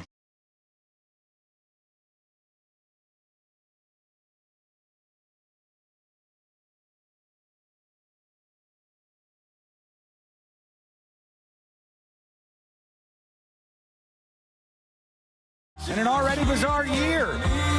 Weezer, one of the wives of the bassist, or I said one of the wives of the Weezer band. The bassist hopefully only has one wife, I would think, but we shall see. We'll learn together because we have some of the new details on this. She ended up getting shot, for God's sake. So let's dive in. Let's figure out what happened. Jillian Lauren is her name, and Jillian Lauren is the wife of the bassist of the band Weezer. And here's the footage I'm watching now. Cops are going down the sidewalk. All right, she has got her hands up in the air. This is when she was getting arrested. That's her babysitter that's next to her. And this is sort of one of those record scratch, you're never going to believe what got me here in this moments, right? So the police swarm in. She's been shot in the shoulder here. All the cops have their guns out. They did not even expect to be surrounding her, I don't think, at the time. And they apprehend her and arrest her on the asphalt. And I guess she's okay, but now she's got herself in a whole world of trouble. So let's see what's happening here. Here are some of the details on this story. This says from KTLA, an already bizarre story involving a crash on a Los Angeles freeway, a manhunt, the arrest of a man in his underwear, and a police shooting of an uninvolved woman has now taken an even more surreal twist. You heard why he was in his underwear, right? Wasn't he trying to blend into the neighborhood or something? He tried to. He was on the run from the cops, and he tried to shed off all of his clothes and start gardening, so that as one does, so that they would think that he was just outside gardening in his underwear and not the person that they were trying to apprehend. Right, totally normal behavior here. Jillian Schreiner, 51. Wife of Weezer bassist Scott Schreiner, was the uninvolved woman shot by police and now faces charges of attempted murder, they say. I've got the actual police report that we'll read here in just a second, but it began in the eastbound lanes of the 134 freeway about 3 p.m. California Highway Patrol responded to reports of a 3-car crash in which 3 males in one of the involved vehicles fled the freeway on foot. A lot of F's there. So they leave the freeway, and there's a big police chase going on. The Weezer woman is about to get involved here. One of the suspects, who was chased off the freeway by a brother and sister who witnessed the crash, got into the Eagle Rock neighborhood, stripped down to his boxers, jumped into a resident's pool, and watered their garden in an attempt to blend in. Steelham was right. It says, while police were searching backyards for that honestly, suspect, a genius move. Except for take off all your clothes. That's well, weird. They already know what clothes he's wearing. They've been chasing this guy for a little bit. Yeah, but aren't you going to stand out just wearing your boxers, just watering the grass in the backyard? That seems a little weird. Well, police were searching backyards for that suspect in the area of Eagle Vista Drive. The bassist's wife from Weezer allegedly emerged from her home next door armed with a gun. Now, she ended up like this on the ground, surrounded by police officers, and shot. Those of you not watching, it's just a splat. She's she's starfishing it on the street here. And then this is her babysitter that also is arrested with her. And the actual police report, let's get to that here. Hang on, I've got that around here somewhere. This is the police report from the Los Angeles Police Department. And it says, officer involved shooting in the Northeast Division. All right, the following information based on preliminary and ongoing investigation, blah, blah, blah. On April 8th, here are the details. On April 8th, 2025, around 3:25 p.m., the California Highway Patrol requested a backup locating 3 misdemeanor hit-and-run suspects who fled into a residential neighborhood. Several minutes later, officers were directed to the rear of a residence on Waldo Place, where one suspect was last seen running. As the officers were in the rear yard of that residence, they observed a female, later identified as 51-year-old Jillian Schreiner. This is the bassist's wife from Weezer. In the yard of the neighboring residence, armed with a handgun. The officers ordered Schreiner to drop the handgun numerous times. However, she refused. She then pointed the handgun at officers. And what are you thinking, lady? An officer-involved shooting occurred after this. Schreiner was hit by the gunfire. I think it might have hit her in the shoulder and fled into her residence. She later exited and was taken into custody. They took her to a hospital where she was treated for a non-life-threatening gunshot wound. No officers or other community members were injured. One of the male suspects connected with the hit and run was detained, cited, and released. Damn. The hit and run guy's out. The Weezer bassist's wife is in. They let that guy go. One of the hit and run guys. One of the male suspects connected with the hit and run was detained by CHP, cited, and released. The 2 other suspects were not located. And they said a 9mm handgun. It was a 9mm handgun was located in her residence, and obviously that's the gun that she had when she got involved in all this. But did she just hear chaos outside, and was she trying to fight the police, or was she trying to fight the people who were running through the neighborhood? The way I heard this story originally was that it made it sound like she was either following or watching this on TV or something, and saw, oh, the police chase is here. Let me go help. This is the free excuse to shoot my gun at a person. Yeah. And then told the babysitter, forget the kids, come be backup for me. Get out here. We're going to have some fun. Get in, loser. All right. This is a story from CNN saying Weezer bassist Scott Schreiner's wife arrested on suspicion of attempted murder after being shot by police. And what do you know from looks? But she just looks like a regular ass 30-something, 40-something, 50-something-year-old woman. You know, there's nothing crazy looking about this lady. But apparently she got wild. And she is the author. She's the author of some books and the wife of Weezer bassist Scott Schreiner. And the officers ordered her to drop the handgun numerous times. She refused. She pointed the handgun at the officers. They said she was released after posting $1 million bond. She's lucky she's not dead. Yeah, for real. A representative with the LAPD was unable to confirm why Schreiner was holding a gun at the time, given she had no apparent connection to the hit-and-run police were responding to. Man, what a mind F it must have been for those police officers who had no idea who this woman was. Just like, all right, crazy neighbor, stop trying to help, and then they have to shoot her. And then as they're putting the handcuffs on, she's like, my husband's in Weezer. Oh, you mean the main singer? Oh, no, God. not that guy. No, the bassist guy. Yeah. It's just a wild, wild story. And I want to see if we could find out some more details because I really want to know what the hell was going through her mind. Like, what is she thinking about when she runs out? And Sabrina's right. The cops could have absolutely positively just shot her. If they wanted to, they could have gone after her and shot her because according to them at least, who knows if they're telling the truth or not, but according to them, she had a gun out and was pointing at them. You just don't often hear someone involved in a shootout with the police, shooting at them and surviving. Yeah, it's usually shot right in the face. They don't go for the shoulder shot. In fact, afterwards, we tend to go, hey, why didn't you just shoot them in the shoulder? Well, maybe in this case, that's what they did. Because they're trained to hit center mass, Sean. Right. She has big shoulders. Maybe they were aiming for center mass, and they just didn't get it. Let's see if Variety knows why this happened. No other officers or members of the public were harmed. After being shot, she went inside her residence. Okay, I guess like she's scared. She doesn't know what's going on. She later reemerged with her babysitter. She was taken into custody, treated at the hospital. You know, they don't know exactly why this lady ran out there, but that's the big question right now. There's police presence all over the neighborhood. The cops just swarmed the area. Breaking news. We have new information on the woman shot by Los Angeles police following a hit and run on a freeway in the Eagle Rock. I'm David Ono. I'm Ellen Leva. Just minutes ago, we learned that Jillian Schreiner was shot by officers. Mm-hmm. Nah, that's not her last name can't be kind of a no, right? Is that what she said? I thought the anchor said his name was David Anono. Oh, yeah, maybe he did. Hang on. Woman shot by Los Angeles police following a hit and run on a freeway in the Eagle Rock. I'm David Ono. I'm Ellen Leva. Just minutes ago, we learned that Jillian Schreiner was shot by officers during a search for the hit-and-run suspects.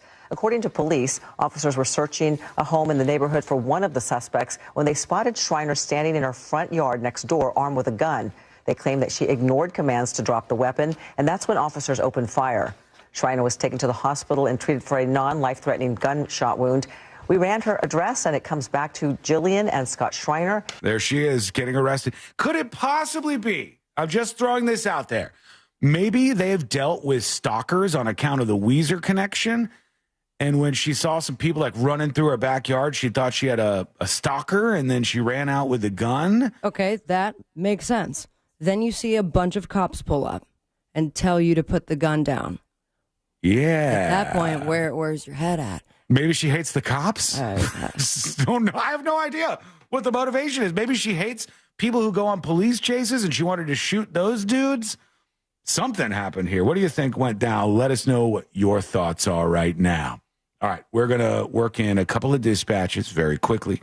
What a weird story that is. Yeah. And see what you have on your mind today on a lovely Thursday. Here we go. Let's hear from The Conquistador is talking about a movie they just watched. Hello, news junkies. Hey! Have you guys seen this movie on Max yet called Y2K? Yeah. Oh, yeah. Watched it the other night. Same. It's pretty ridiculous and fun. There's a musician cameo part role, I guess, toward the end. That's just chef's kiss. We're not spoiling that? I don't want to put any spoilers out there for any of you, but highly recommend. It's kind of fun, ridiculous about the Y2K if it had gone really wrong back then. I saw that. The movie Y2K is what he's talking about. That was cute. It was fun. Graphic. It was fun. Yeah. It was a fun movie about what if Y2K actually was crazy, which those of us who went through it know that it was not crazy. Big nothing burger. There's all this drama leading up to Y2K. The banks are going to shut down. The stoplights are going to turn off. And literally, I've told the story on the show before of I remember when it hit midnight, turned from 1999 into 2000. And I waited and I didn't hear any noises or anything. And I opened the window of the place that I was staying in at the time. And I looked around and, all right, everything's fine. Seems to be okay. This was a different version. I think that... what's his name was a part of this. Jonah Hill, I think, might have been a was part a producer. of it. Yeah, he was involved in this. And then there's a big celebrity cameo. Since he didn't want to spoil it, now I feel rude if I spoil it. I don't want to be that guy. But you 100% want to be that guy. I'm not going to do it. Okay. I'm not going to do it. I'm not going to spoil the celebrity appearance that was there. It's I don't one want of to do them that. days. But I will tell you, it's not like a groundbreaking movie, but it was fun. It was kind of fun to watch. So there you go. Here is Twink Lettitz with the dispatch about White Lotus. Hey, junkies. Hey. So I watched the last season of White Lotus. I thought it was really good. But I think the character's, her name was Chelsea. I couldn't get over her teeth. Not that they were bad. I just couldn't get over how that look worked for her. Yeah. Like, she really rocked the look. And I don't know. I was just always fascinated when she was on screen. And I couldn't get it. I just was mesmerized by her teeth. All right. So he's talking, if you haven't seen White Lotus, the new season, there's an actress on there who I guess is like kind of embracing that she has, what's it called? The braces. What's it called when your teeth are like hers are? What's British. No. British. No. It's a particular thing. Somebody on chat will know. Yeah, it's the type of mouth that it is. And overbite. She has an overbite, and it's pretty pronounced. Yeah, it sticks out. Yeah, there's a type of look for somebody like this, and she, instead of going to get her teeth fixed and getting everything done, she's sticking with it because it kind of gives her a unique look. And she's always had it. I used to watch her on Skins. Remember Skins? Oh, yeah. And she was one of the characters on that show. She's always looked this way. And since the popularity of White Lotus, that's kind of the go-to in the late night rounds. They're like, what do you think about the teeth and your reaction to the teeth? Yeah. And it was all positive up until this morning. I see a headline that's like, she's starting to get a bit sad that everyone does not leave her alone about the damn teeth. The thing is, it's like, this is her thing. That's your thing. Just run with your thing. And I'm looking at a picture of her now. She looks relatively normal, but she does have a big overbite. And it is something that draws you in when you're watching her on the screen. Smart. Don't get it fixed. Don't change yourself to look like every other woman in Hollywood. It's been just a whiplash of a decade of everybody trying to look like a Kardashian. Everybody looks exactly the same. Embrace your differences. And otherwise, we might not even be talking about that. So there you go. All right, we're going to take a quick break. When we come back, we'll hear from you. Tell us what you think. Oh, God.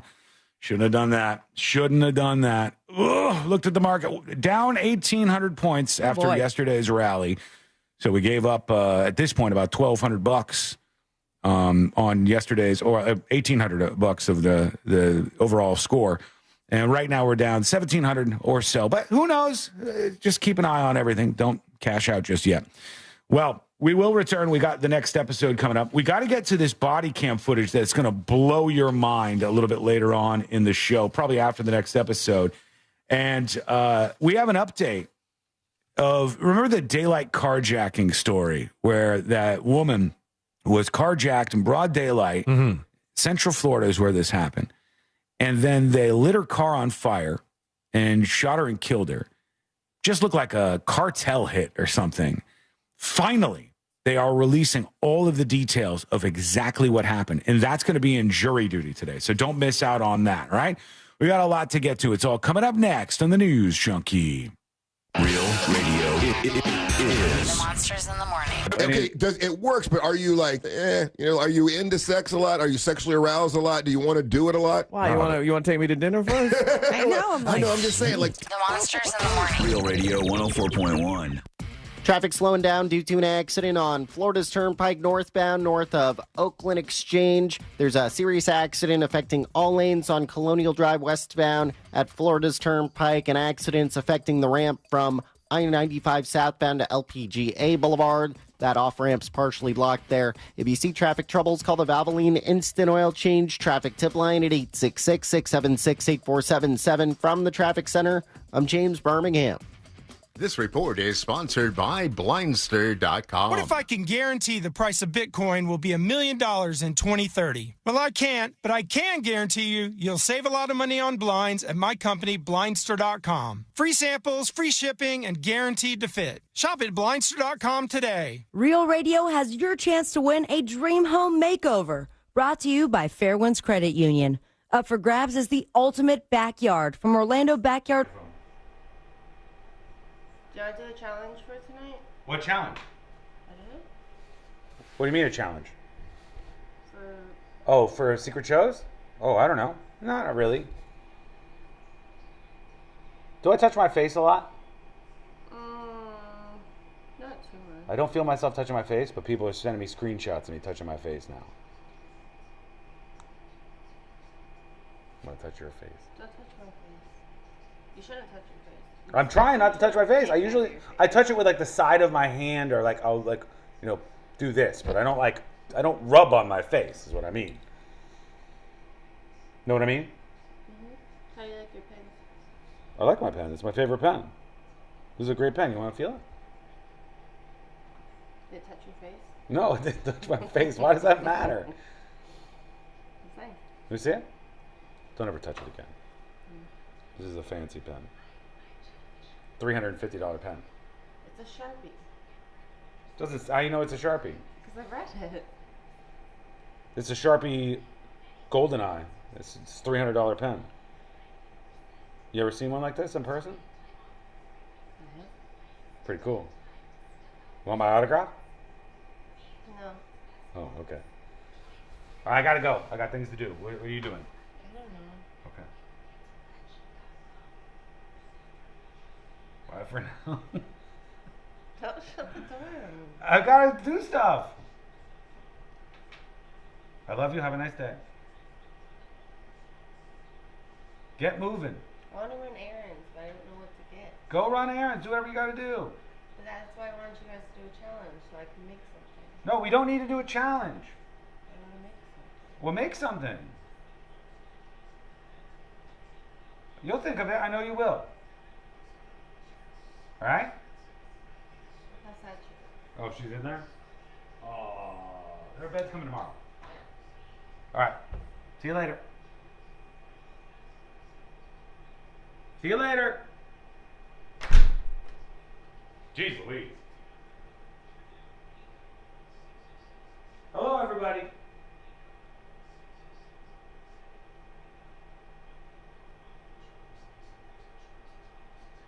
Amanda says the Skull Mike is dead. Skull Mike's not dead. Skull Mike. Hello, hello. Check, check, check, check, check. 1, 2, check. Mr. Predicto, is the Skull Mike dead?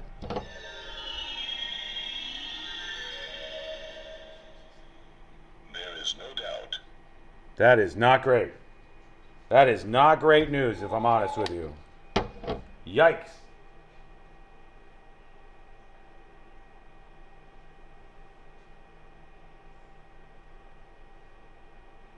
Crazy drunk cat lady says, at first I thought Courtney locked him in the studio.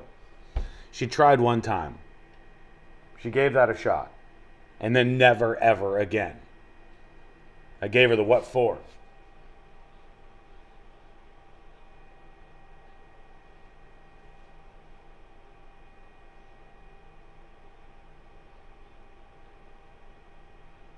Hey, Treaty. Hey, Amanda. Amanda says it's not working. Can you not hear me right now? Hello, hello, hello. Hello, hello, hello. Are you trolling me?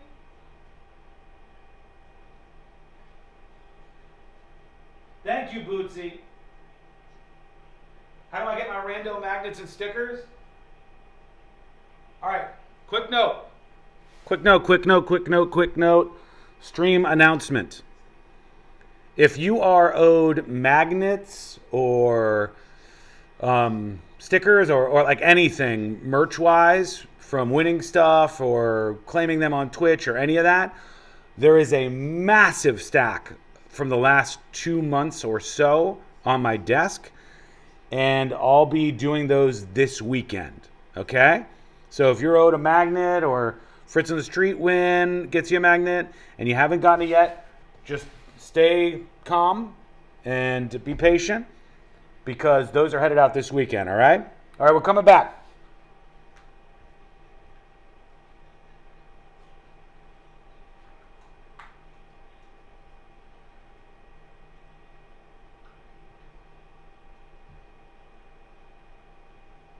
We've also got ping pong, cornhole, and a full arcade for the kids. So, Kissimmee, when the temps rise, cool off with the best food, games, and fun at the hottest new spot in town. Visit crushyard.com and follow us on social for details. See you down at the yard.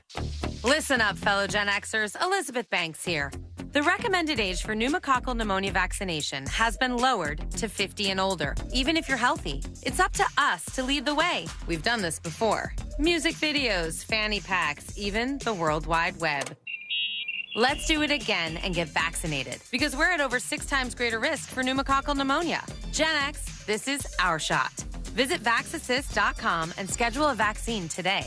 Sponsored by Pfizer. Roger Caron was 16 when first convicted. Has spent 24 of those years in jail. 12 years in solitary. Broke out of jail more than any other prisoner in Canada. The Go Boy podcast is the gritty true crime story of daring prison escapes, risky bank robberies, and swift police arrests. And the man who fought his way out of some of the darkest places imaginable to go from an ex-con to a best-selling author almost overnight. Open your free iHeartRadio app, search Go Boy, and start listening today.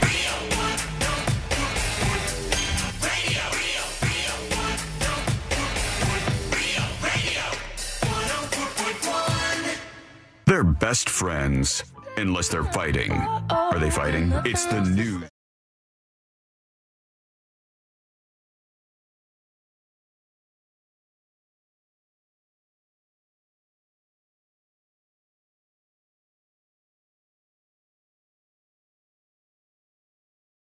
Like the Weezer wife story, there was a police chase that ended with 1,500 charges. That's how many charges there come were. again?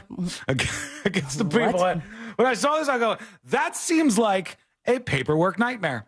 I got to be honest with you. Seems like a... How long do you think it would take you, Sean, to get 1,500 charges? A long time, I think. Like what? Each charge must be some sort of paperwork, right? Unless if it's like 500 of the same charge, can you just write like 500 times assault? Or if you have to each one of these write out a thing, that is a whole damn day. Yeah, and if that goes to trial, they have to read every single one. Jeez. For the proceedings. Imagine being the jury. A man and a woman are facing more than 1,500 charges. It's only two people from this police chase, and 1,500 charges between them. It was a police chase on I-4 that eventually resulted in the discovery of sensitive information police say was stolen by the suspects. Melissa, Melyssa, there's one for you. Melissa, and Dre is her last name. Hang on, I'm trying to bring up the mugshots of these folks for the stream. But she was with Tristan Dixon. Those are the two in question here that were arrested. And investigators said the Florida Highway Patrol trooper tried to pull over their car carrying these two, Tristan, who's 27, and Melissa, who's 38, for speeding.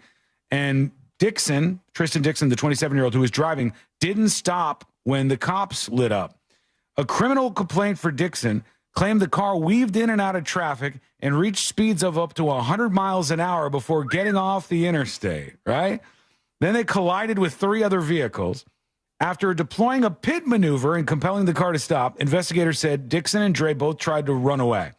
Once apprehended, they hit him with the charges. Tristan faces 930 counts himself, which include identity theft and credit card theft. And they said Melissa faces 621 counts, which include the possession of stolen credit cards and fraudulent use of personal identification of another person without their consent. So they must have got like a laundry list of credit card numbers and information, and they're getting charged once per person? Yeah, it says the discovery led the trooper writing the affidavit to conclude one of the suspects most likely works at this hotel. It's like from a hotel, and it says News 6 was not able to determine whether Dixon or Dre worked for a hotel at the time of their arrest, but both suspects are implicated.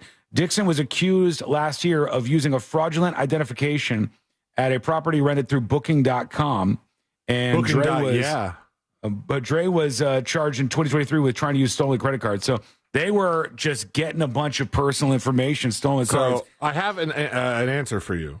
Okay, I'm ready for it. If it's the same charge, you just add the amount of them, I think, paperwork-wise. So if it's a bunch of the same charge, you add the amount of them. If they're different charges, you select the additional separate charges. It's pretty simple, but your narrative would have to have the elements of all crimes. Okay, good. That's from somebody who knows this kind of stuff? That is from a police officer. All right, that's helpful information. Thank God that's the case. They reach out to the one on the show that they like. Yeah, that makes sense. It adds up. We talked about anger management yesterday, and in a sense, whether anger management actually works. I think people who are road rage prone, who have the rage inside them, will always deal with it for the rest of their life. I think they might be able to teach themselves some ways to keep it suppressed a little bit or get better. But I think breathing exercises, affirmations. Yeah. I think your best medication. You're best to stay away from these things that get you there to begin with. So, like, if you are crazy behind the wheel and you pull a gun on people and you have road rage like nuts, stop driving a car. Don't ever do it again. Stop driving. I know your life is going to be more difficult, but that's the way you get around doing that stuff. And in that conversation, I said, if you have had anger management treatment or anger management issues, tell us, does it actually work? And anonymous emails, tips@thenewsjunkie.com. Keep anonymous, please. I used to be a very angry person. I carried around some trauma with me that went untreated. Then I took that pain and anger and used it toward people around me. I got into some legal trouble that landed me in anger management. For me, I was finally sick of being angry all the time. I took the counseling very seriously and did the work. I worked with counselors for years on and off on my own since going through that program to work on the untreated trauma that was the root of my anger. Since then, I've become a pacifist and I have never laid a hand on anyone. Damn. I can tell you from my experience that most of the guys in anger management saw nothing wrong with what they did because of their anger, and they will not change. I believe I changed because I really wanted to and didn't shy away from doing the hard work to make those changes. I've now been with my husband for 7 years, says Anonymous, and we're about to do some major life leveling up over the next 2 years. Thanks for all you guys do, Anon. Thank you. And that's a great story. That's the kind of feedback we're looking for. I'm trying not to touch my face because now you folks are on top of it here. And so you do. You do it? Look. Somebody said, just a couple examples. I have many more. I never touch my face, ever. All I do is I graze my face. I don't put my hands on my face. That's just the thing, though. That's what Sabrina and I were trying to explain, that we never know how often we really do touch our face, and it really didn't come up until all of the different suggestions about how you should carry yourself during the pandemic. And then conversely, I think I even touch my face more during discussions of how much we should or should not touch our faces. I know. It makes me weird. Don't put me picture in picture with myself again. I don't. There's something strange. Inception. About being picture in picture with yourself. Like, now put this the picture right here over his picture. There's a tiny little head. Too far. All right. We want to hear from you. You can send us a dispatch and join us on the show. That's always a lovely thing. We appreciate when you do it. Video or audio dispatch is accepted, or just send an email like that person that we read from. Here we go. Oh, this is C-Lane's new scoop do from our friend All Day Yuckers. Oh, yeah. Can we see it, please? Oh, yeah. I like it. Hey, this is for you. Stream it. Oh, no. Oh, my God. That's terrifying. I think it looks glorious. That looks like a hat that they sell at Spencer's or something. Can you imagine if you said his hair is floating out like a foot from his face, folks? That's what's happening. You can check it out in the submitted dispatches if you'd like. Go over to thenewsjunkie.com in the dispatch section. You'll see All Day Yuckers video that was sent in. Now, let's see. Here's Chris P. Bacon saying, Sean, I know why the wife of the guy from Weezer shot at the cops. All right. Okay. Let's see. Afternoon, News Junkies. Hey, Sean, I think I know the reason why she shot at the cops. It's because they wanted to destroy her sweater. And when she went to walk away, they pulled the thread. I was wondering which song this was going to be. You know, she wouldn't have gotten in trouble if she was just in Beverly Hills. Well, she was in Beverly Hills, wasn't she? That's where she wanted to be? Yeah, I see. Like the song. Here's Rude Dude. Good morning, News Junkies.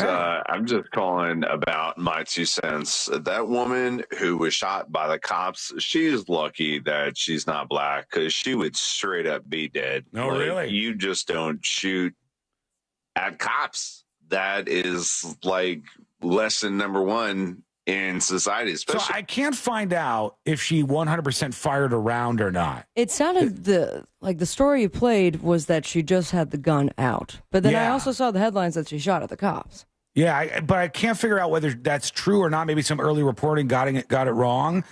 But definitely, if you point a gun at the cops, the likelihood that you're going to be shot is very, very high. Right? I agree with you on that. It's a crazy move. So if you're like 50-something, it's kind of, I'm not saying I hope that anybody dies, but if life was fair, she would be dead.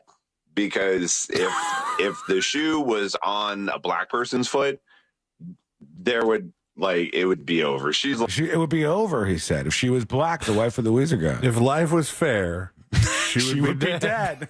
Okay. I'm sure she doesn't like to hear that. But who knows? Maybe the dude who shot her, maybe the cop that shot her was aiming for her head and just did hit her shoulder and knocked her down. And then she life's turned not herself fair, rude dude. It's unbelievable, but it's a mysterious story. We'll continue to watch that and get more details. When we return, the next episode with Sabrina.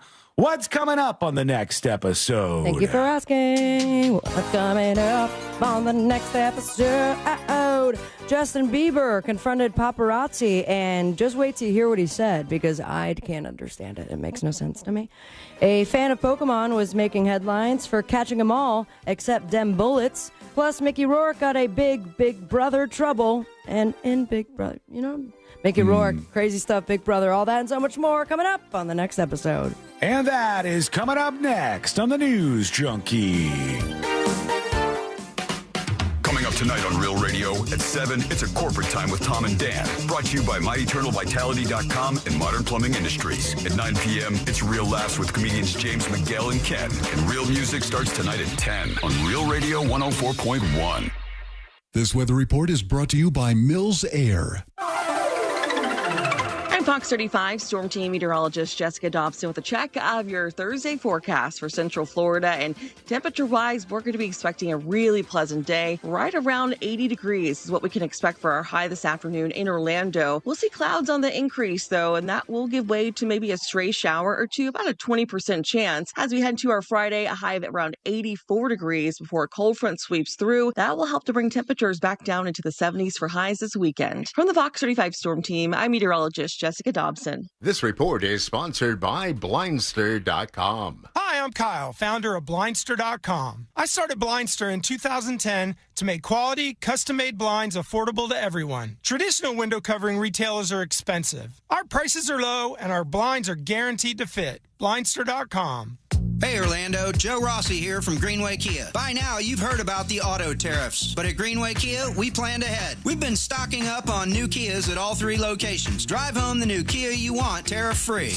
Like new 2025 Kia Sorento SUVs for only $179 per month for 24 months with 0 security deposit. We want to see you in a Kia. Visit greenwaykias.com. Qualified applicants through KFA include $650 acquisition fee, 10,000 miles per year, $49.95 at inception, plus tax title license, $899 dealer, and $249.50 doc fee. Expires 5/5/25. Ready to give up the bottle, drinking too much, and ready for a change? Dr. Robert Malpas with CNS Healthcare in Orlando is seeking adults ages 18 to 65 who regularly consume large amounts of alcohol to take part in a medication research study. If you're ready to make a change, call CNS Healthcare at 407-425-5100 today to learn more about this research study for those who desire to drink less. Or go to cnshealthcare.com to schedule a free consultation. So, you finally have some time to yourself. Even if it is just the car ride home, it's you time. Skull mic activated. Oh my God. I have never in my entire life, in all of the years that I've been on Earth, been so unbelievably conscious and aware of where my hands are and whether they're touching my face or not. Right now I'm like,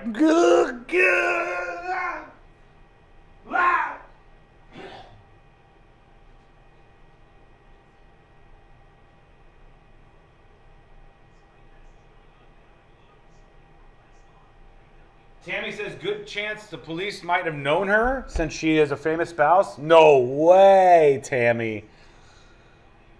I wouldn't even know anybody outside of the lead singer of Weezer. And he could probably walk right by me. Right? You think you would spot these guys? Much less their wives? I'm telling you, I think the drummer, the bassist, and whoever else from Weezer could walk right by me and I would have no idea who they were. And the lead singer, if you said, do you know who this guy is? Huh? Come on, this guy's famous. Do you know who he is? I might be able to say, okay, that's Rivers Cuomo from Weezer. That's it. No shot any of the cops knew that this guy, that her husband was famous. Hello? I'm going to go to Total Wine. Okay. Do you need Espolon? No. No, not at all. I sent you a Mimi. A meanie? A Mimi. A Mimi? What's the Mimi of? What's the Mimi? Funny. Is it? If it's not funny, you're in trouble. That's funny.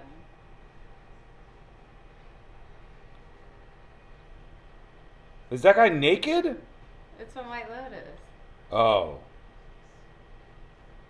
I can't watch this right now. That's true, though. Very true. Okay, I'm gonna go buy some stuff. All right. Okay. Don't buy too much, please. Bye-bye. Bye, I love you. Love you too. Drive safe, please. Okay. Okay, coming back.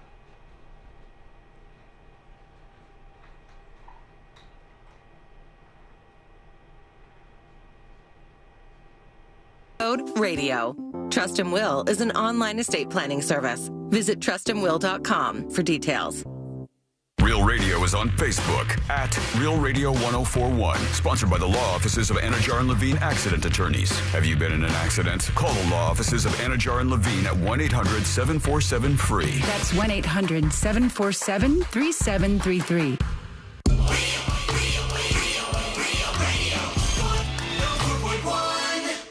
Documenting and contributing to the decline in American culture. This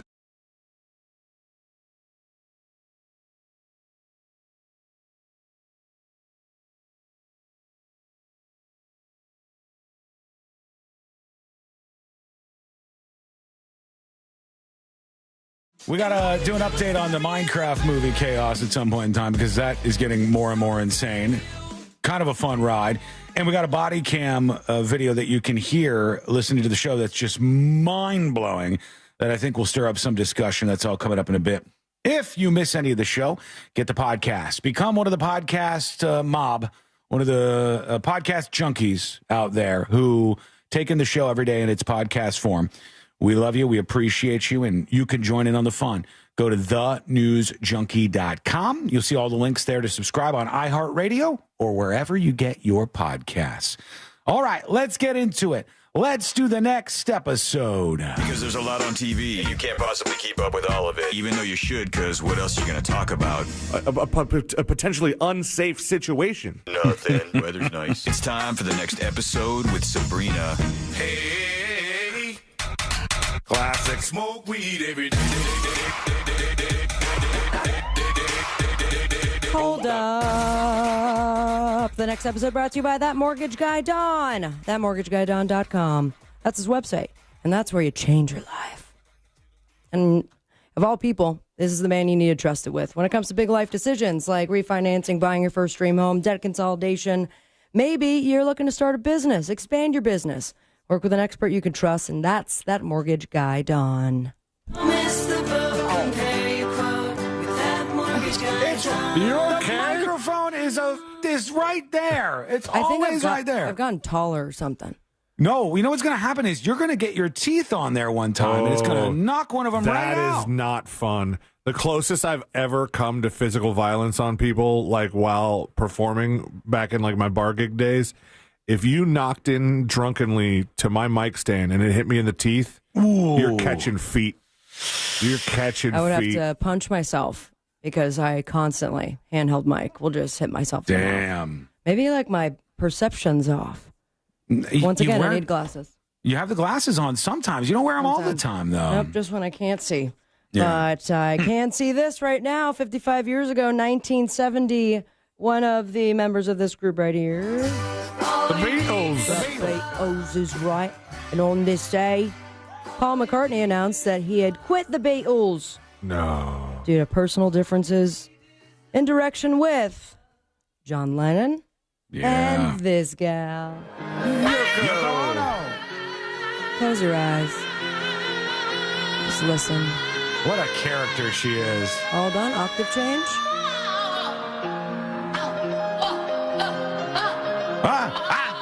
Every time you play this clip, I forget that the piano in the background is playing Firework by Katy Perry. Is it really? I thought to myself, I was like, the piano's kind of beautiful, actually. Yeah, because it's an actual real song. Yoko Ono's cover of Firework. Yoko Ono. Also, it is 2 minutes and 20 I ain't seconds. listening to no damn Yoko Ono. Would you listen to Justin Bieber? Maybe. Because he's totally fine and making complete sense. And also can wear a sweater like a son of a bitch. Yeah, that's a weird thing, too. I don't like that so much. I'm going to put on a sweater, and then I'm going to take most of it off and show my belly. As I walk into a Chipotle. His right arm is fully through this hoodie he's wearing, and his left arm, he didn't. It's underneath. He didn't bother to put his left arm through the sleeve. Cool. Also, didn't bother wear a belt. It seems. No, it's a cool move. So he is very upset with the paparazzi following him everywhere.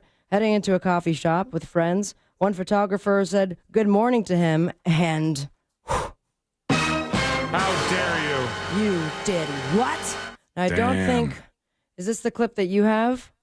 He said, no, it's not a good morning. You already know. Okay, yeah, this might be the one. Because there was also like a shopping center. I don't know if it was the same day or maybe just a compilation of him confronting paparazzi. Yeah, I have him going into some sort of I think this is shop. the one, yeah. And he's just like, money, money, money, money, money, money. Money, money, money, money, money, money, money, money. Yep. Money, get out of here, bro. Get out of here, bro. Money. He's blocking the cameras. All you want is money. Go, get out of here. All you guys want is All you want is money. Money, money, money, money, money. Money, money, money. Get out of here, bro. Okay. Get out of here, money. How's he doing? I think fine, yeah. Yeah? Money, money, money, money, money. You think he's doing drugs or something? What's going on with him? He's got a little thing going on, right? Something's happening. I think just a downward spiral and maybe involved with some drugs. I have no idea. I'm wondering how his kid's doing. Because he just had a baby. Well, doesn't he? BDMX Con on Twitch says, dude is worth $250 million yelling at people for working money, in money, public money, money. in the middle of the day. And there was another paparazzi who was like, how you doing? And he goes, not good. Don't ask me because I'm not good. You take your pictures and leave me alone because you just ruined my day. It's disrespectful. You're only supposed to ask people how they're doing if they're good? According to Justin Bieber, it's disrespectful. Didn't this all start with people saying that Justin Bieber was upset about the Diddy stuff and he was worried about that case or how it was going to impact him? It seemed around that time that things started to get weird with Justin Bieber. And then he also came out saying that he was taught growing up not to hate. And now he's upset because he feels like he never got the opportunity to hate, and now it's all inside of his body. Oh, that's probably true. Yeah, you got to get the hate out. Or get on Big Brother and do what Mickey Rourke is doing, which is very strange. We talked about him yesterday a little bit because he does not seem to understand the concept of Big Brother, but there he is. It's Celebrity Big Brother UK. Hey, by the way, kudos to the casting folks over at Celebrity Big Brother in the UK. I don't know any of the other celebrities besides this JoJo. This was a genius one. You want to talk about like cultural clashes? Having Mickey Rourke with what's her name? JoJo Siwa. JoJo Siwa, brilliant. So let me set this up because I kind of cut the clip down, but I had sent this to both of you guys yesterday. As I started it, I sent it over. I'm like, because this is a big back and forth. And then I watched the entirety of it and did not care. And a lot of people are very upset. And on top of that, so was Big Brother. So we got a big old Big Brother, Big Trouble talk. The eye thing talked to him and told him that they gave him an official warning. Yeah. This is the reason why he got that warning. All right, here's Mickey Rourke. Just think, in 4 days, we'll never see each other again. In 4 days? Nah, babe. I'm trying to last 4 days. If I stay longer than 4 days, you won't be gay anymore. I can guarantee I will still be gay and I will still be in a very happy relationship. I'll tie you up. Okay, pause. Okay, pause. Mickey Rourke is a weirdo, man. Yeah. It screams, he's the perfect age and level of douchebag to make a comment like this. How old is he? 50, I just saw it. 72, I'm sorry. 72 years old. Okay, so Mickey Rourke's in his 70s. She's like 20, whatever. Yeah. She also had just he went up to her, asked where the smoking area was, and she brought him out there. They asked about each other. He's like, you like boys or girls? Girls. All right. Here's the information about my partner, chummy chummy. Then he starts with this back and forth. The last thing we just heard is that he was going to tie her up. Yeah. To not make her gay anymore, which is a little rape joke. Yeah, it's a bit much. I can promise you that won't happen. I dare you to try. You'll be the one tied up. We all vote each other out. Yeah. All right. Another example. He doesn't know how this game works. I'm going to vote the lesbian out real quick. JoJo. That's homophobic. So that's homophobic if that was your reasoning. Have you got anyone you want to vote out? Well, no, we actually can't discuss this. No, we can't discuss this. This is undiscussable. The lesbian I'm going to vote out. Yeah, right, got it. Understood. Let me triple down. Let me make sure you know what I'm saying. But there's a little cherry on top. All right, here we go. Also can't say that. No, we can't. Which JoJo, right? Yeah, JoJo. JoJo. Lovely lady. Yeah. Lovely. Is she? Lovely girl, yeah. Yeah. She's a good lad. Appreciate ya. She's what I call some woman. I need a fag. Not talking to you. Jesus Christ, man. So there you have it. He was accused of being homophobic and a real creep, going to vote the lesbian out, and the comment They did it on purpose, right? Making her what? Like, that's totally on purpose, that they have those two in that house together, right? I didn't know Mickey Rourke was that homophobic. Mickey Rourke has a very checkered history of drinking and being wild and just like freaking out and stuff. And like, they couldn't be more different. This oil and water for sure. So he was called into the diary room where Big Brother told him that his language was offensive and unacceptable and gave him a formal warning. And he responded, "I apologize. I don't have dishonorable intentions. I'm just talking smack, you know. I wasn't taking it all so serious. I didn't mean it any bad intentions." Went back into the main house. JoJo Siwa ended up being very upset. And he apologized to her. "I've got a habit of having a short fuse, and I don't mean nothing by what I do. I do mean it. Sorry if I didn't. I wouldn't say it to you." That wasn't him having a short fuse, though. He wasn't mad. He wasn't. No. It just sounded like he was about to go, I'm just asking for a cigarette. Yeah, and also, you think that she would bang you if she was straight, Mickey? He was trolling, is what it sounded like to me. He's like, I'm going to go after her, screw around with the fact that she's gay, and make this about me being crazy. Something like that. Damn, On the other I like it. end, you like what? I like the whole thing. It's exciting. How do we watch it in the U.S.? I don't know if we can. Like, unless you're, VPN. The Plex thing that you have. On the hush hush, you could probably watch it if you wanted to. Snow White is now getting even more heat. The UK has done their due diligence and has tracked the carbon emissions. They do this for all movies, apparently, that are made in the UK. Are you serious? Yeah, and according to reports, Snow White, as well as the recent Little Mermaid, went well over the amount that a major film should produce as far as carbon emissions. Is it on account of the mining? I guess so. It can't be that. They're not really mining, right? Like, so much so that they said that this movie gave out more carbon emissions than the latest Fast and Furious. Which is funny considering it's a car movie and cars give out the carbon emissions. Why are they keeping track of this? Why not? It's where the taxpayer dollars are going. I think they did a bunch of work overseas and they have to legally keep track of it. Oh. Yeah. And speaking of carbon emissions, I'll leave you with this. A petition has now begun to rename the Nashville airport after whom? It's got to be a country star. Willie Nelson. No. Damn it. Nashville. Come on, y'all. Garth Brooks. No. Really? Tim McGraw. Oh, no. How about the Queen of Nashville? Dolly Parton. Thank you. Change.org. I guess it started in January, but it's now just catching some traction. Instead of the Nashville International Airport, it would be called the Dolly Parton International Airport, and everyone wants to say you're departing from Parton. And it would be open all hours of the day instead of 9 to 5.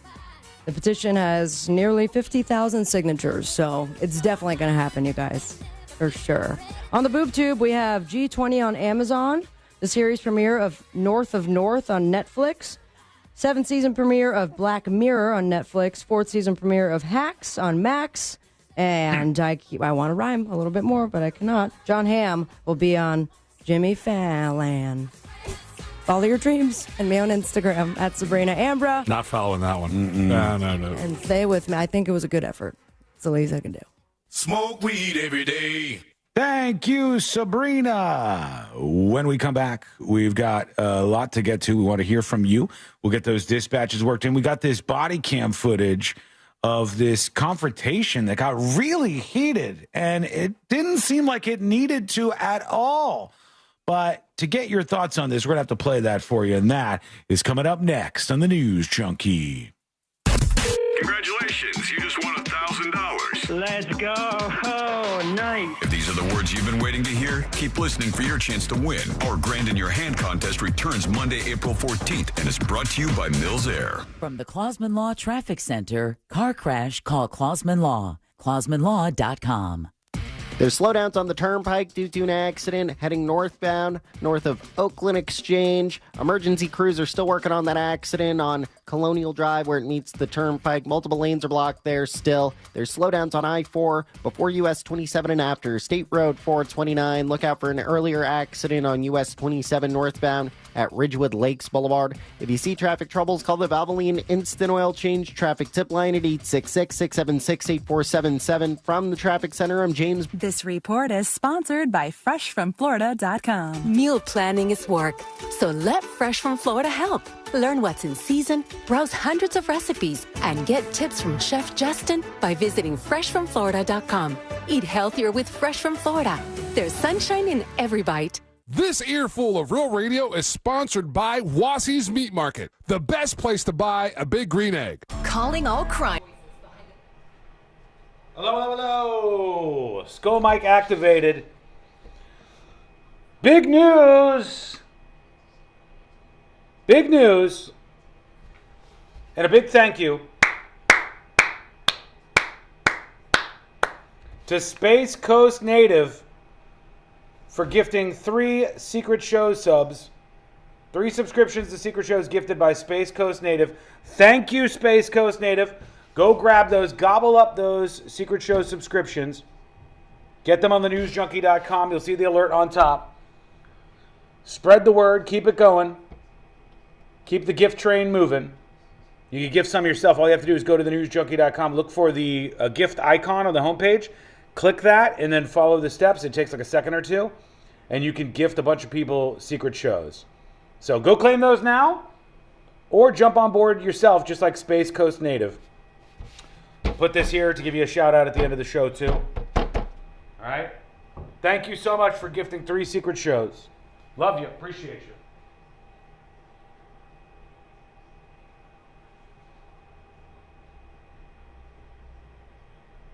What time is Secret Shows tonight? Secret Shows should be around 7:30 on the Discord, the fan Discord.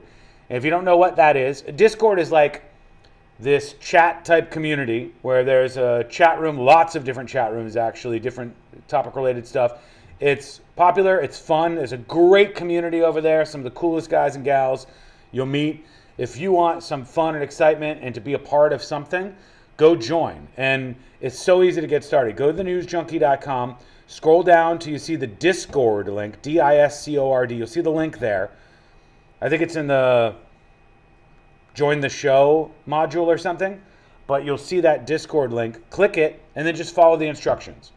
You can download the app, create an account on your phone and stuff, but it is an awesome way to be a part of the community around this show. Some real cool people in there. Go check it out, thenewsjunkie.com.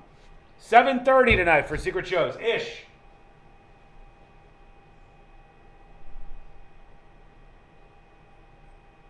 Feral Kitten says, no shocker, but I will once again miss Secret Shows Live. Unbelievable. Tonight's the night when it's going to happen, too. It's all going down. You don't want to miss it, but you will.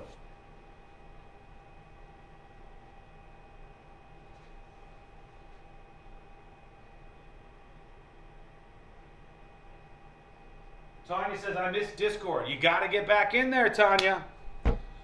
Just do it while you're on the toilet. Just say like, hey, Discord will be when I'm going to the bathroom and I'm on my phone and I do a couple wave emojis and say what's up to everybody and check in and then make some friends. How do you make friends as an adult? That's one way. You got something in common and that's the show. So go sign up over there. Not sign up. It makes it sound like it costs money or something. But if you're a Secret Show subscriber, under your settings, top right of thenewsjunkie.com, you can connect your account to Discord, and it'll give you all the access to the Secret Show stage and all that.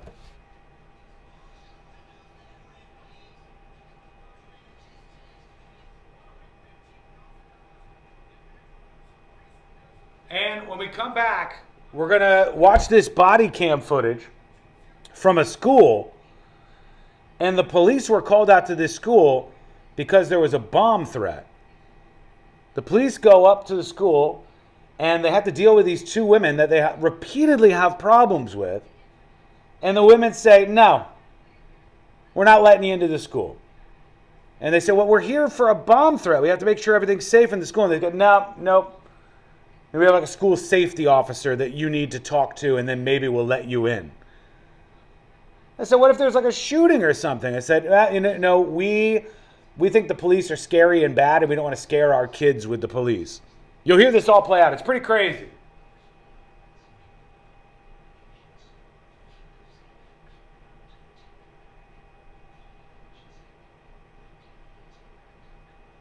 Place Willie's dispatch? I'll try.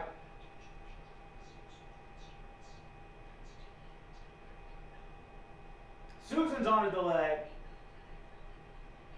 Silent Coda says super condescending and incompetent. I assume you're talking about those two ladies, perhaps? Yeah, it's crazy. It's just like the most defensive gatekeeping weirdness that I've ever seen before. Cop bad, so cop no come in. Even if we've got a bomb threat on our campus. Which, wait till something happens with one of these dumbasses being responsible for the delay. We'll see what happens then. Then the whole thing's upside down. All right, we're coming back. Coming back.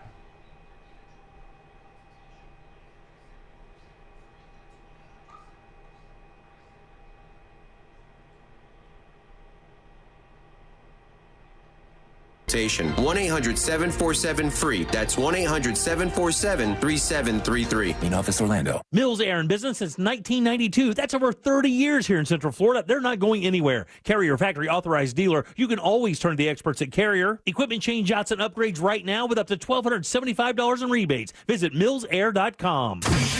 Live from the JustCallMo.com studios. Injured on the go? Just call Mo. From car accidents to personal injury cases, Mo has you covered. Visit JustCallMo.com or dial 1-800-CALL-MO. This is WTKS-FM HD1 Cocoa Beach, Orlando. An iHeartRadio station. Make us the #1 preset on your car radio and on the free, new and improved iHeartRadio app. Listen for all your music, radio, and podcasts. Free never sounded so good.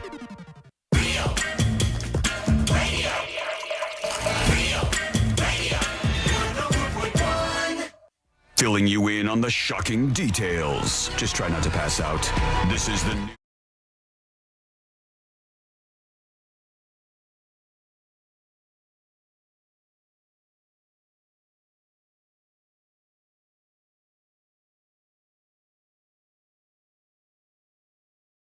Show.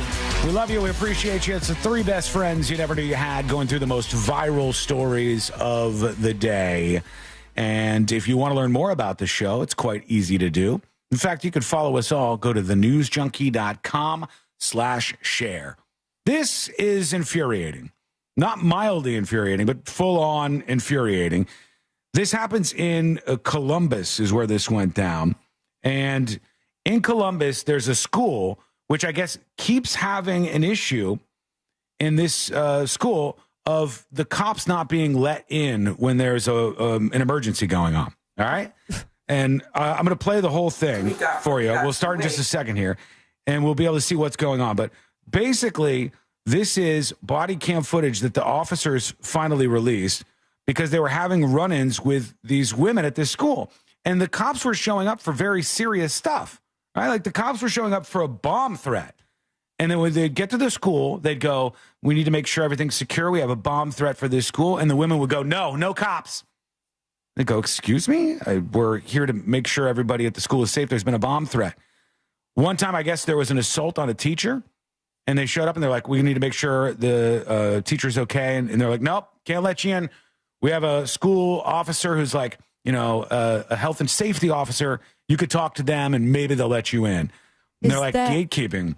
Something they can do, like when it comes to a school that's still considered, You have to get permission to be on the property? I guess. It seems crazy to me that you'd be able to do that. But that's what happened here. Let's watch this together. Let's go into the body cam footage. Officer heading to Ridgeview Middle School. He waits for another officer to join him before heading inside. All right. The woman at the front desk then tells them they have to wait for security to come get them.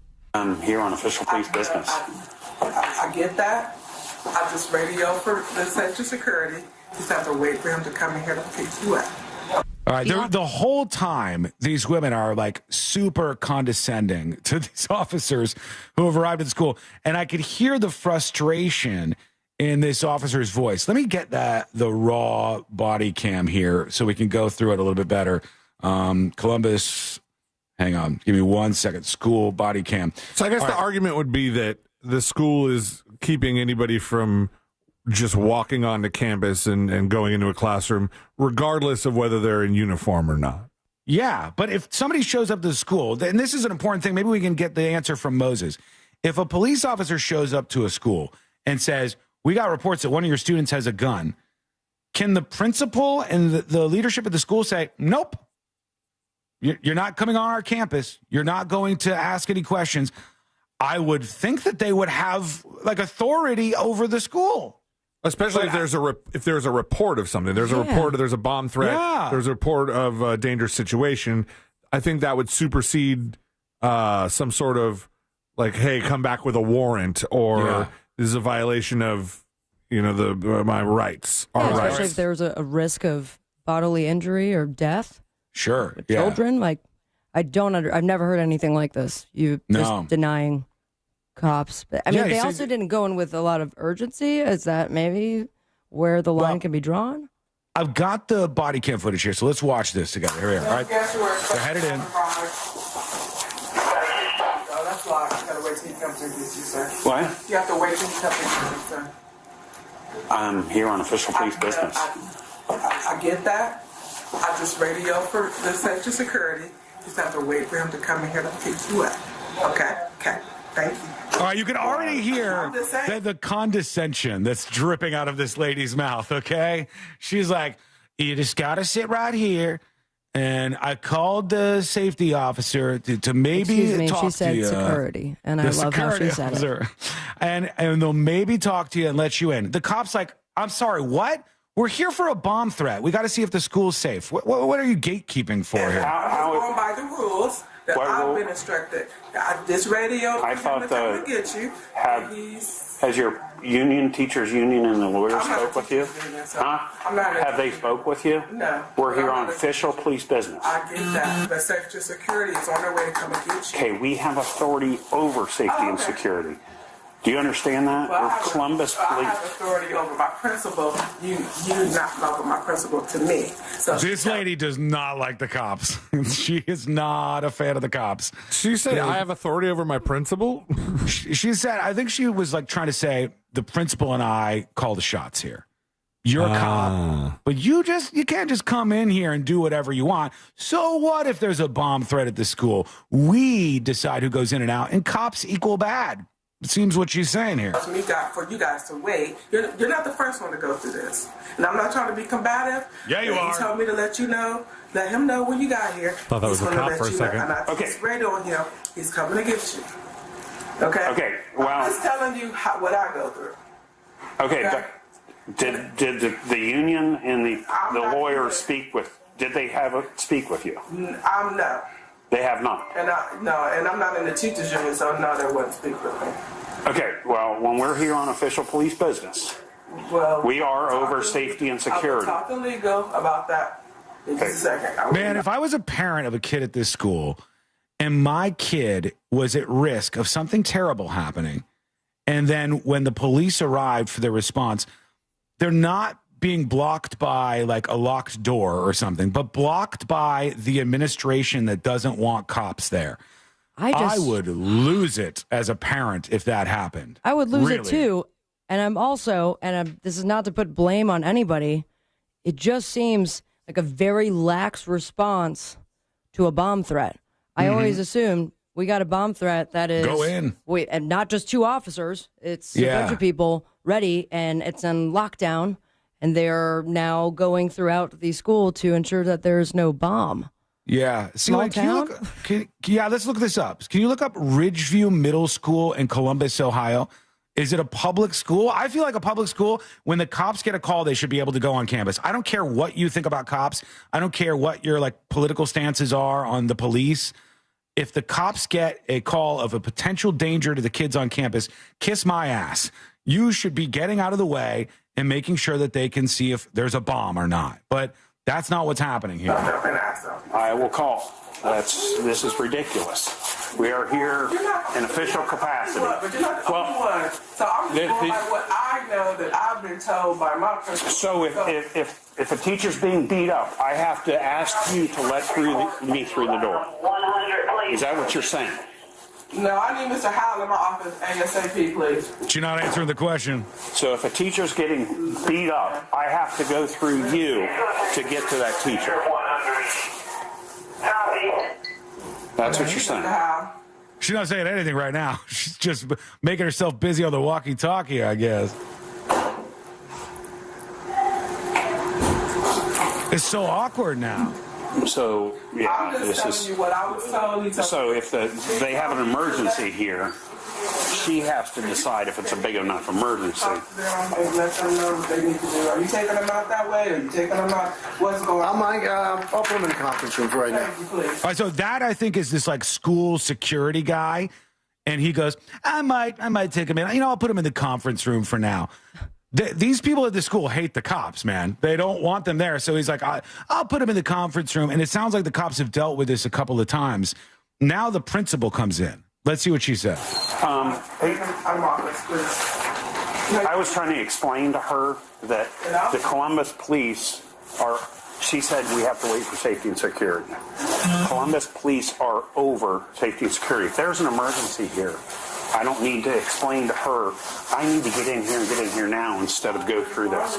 What? Not according to the district rules that they give us. Now, there's an active shooter. We have to so if you have a shooting, she's going to sit here and determine to let us in. That's not acceptable. It's such a waste. The threat doesn't seem very red. Now nothing is getting accomplished. The cops should be the one to determine that, though, shouldn't they? Like, the cops should be able to be let in, see what's going on. Is everybody okay? Okay, we're getting out of here. I don't see why that wouldn't just be like the default protocol when there's some kind of an issue on campus. Question. If this was like ICE and they wanted to go check the immigration status of the kids in class, they're like, oh, okay. But it's the cops, man. Question. They're there on a call. Who called the cops? I don't know. The bomb threat was called in. Okay. So somebody else called a TV station, a police station, something. Social media. And CPD, here it is, Selim. CPD officers responded to a call about a possible bomb threat at Ridgeview Middle School on March 13th after being contacted by a safety and security officer. So this is the encounter that followed that. So they were contacted by safety and security, the very people that they're being told they have to wait for? It seems like that might be the case. Because I have a quote here from the officer. I believe it says, well, okay, but I just came over because I heard some noise going on. I heard my secretary having to argue, but this is not the thing. All right. There was a quote somewhere where the guy was like, you called us, and now you're not letting us in, basically. I was banned for a joke on Twitch says, assuming her political beliefs or like or dislike of the police is a reach for assuming why she's reacting this way. No, it's not. They flat out say that they don't like the cops at one point here, or something very, very close to that effect. We'll listen and let's get a little more of this. Unacceptable. That's all. This is not acceptable. I'll let Mr. O'Connor's Okay. We are here on a Columbus Police official business. I am in uniform. You have two cruisers out front. She has to wait for safety and security to let me in through this door. If a teacher is in the process of getting beat up or we have an active shooter, I'm not going to stand here at the door and argue with her. Okay, I'm telling you. Columbus Police are up here, safety and security is up here. I shouldn't have to wait to get through this door when I'm called to the school. That is so annoying. I could imagine. There's more because the principal hasn't even arrived. So we got to hear what goes down when that occurs. And we'll dive into that in just a bit here. Let us know what you think. Are they right to do this? Should the school not be able to refuse the police when they're actively investigating something? Let us know.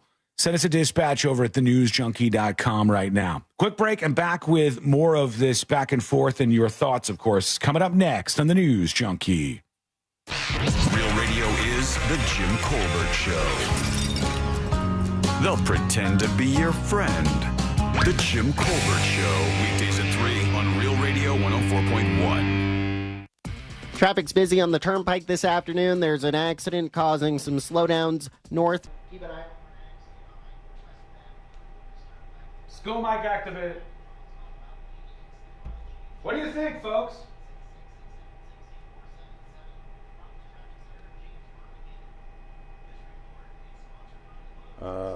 Hang on. 10 things happening at once here. Just want to make sure the secret shows have been claimed. Yes, all those secret shows, courtesy of Space Coast Native, have been claimed. You too can gift secret shows. Do it at thenewsjunkie.com. What do we think about these folks? Not letting the cops in. Like pulling rank on the cops. Now, I know I've had my run-ins, as you know. If you don't know, look up my name and then SWAT team and you'll see what happened. But for me, if you work at a school, you serve the students. You serve the students at the school and you should help them out as best you can. And their safety and security should be priority number one. Not whether or not you think the cops pose a bigger danger than the danger itself. This is just like some wacko taking over the institution, right? Like, I know if you polled the parents, they would not agree with this. I know if you polled the kids, they wouldn't agree with this. We have two power-hungry weirdos who hate the cops, I guess, and they're like, nope, cops can't come in here. Not doing it. It gets fierier. It gets more wild when we come back.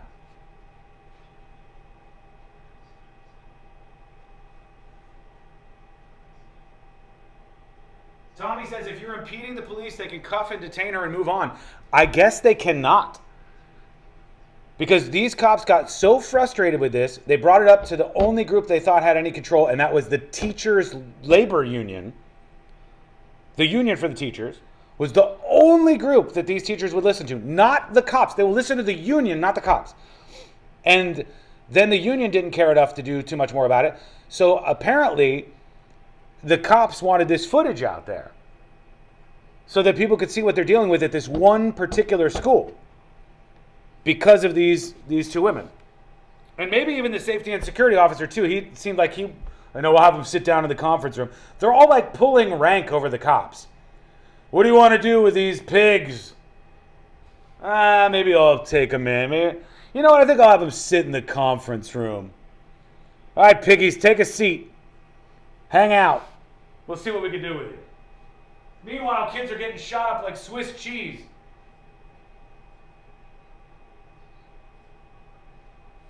Console Bob on YouTube says, it's crazy. They need some explaining. I think this is a situation where the power has gone to their head and they've been told, like, you're in charge of this school. These are your kids.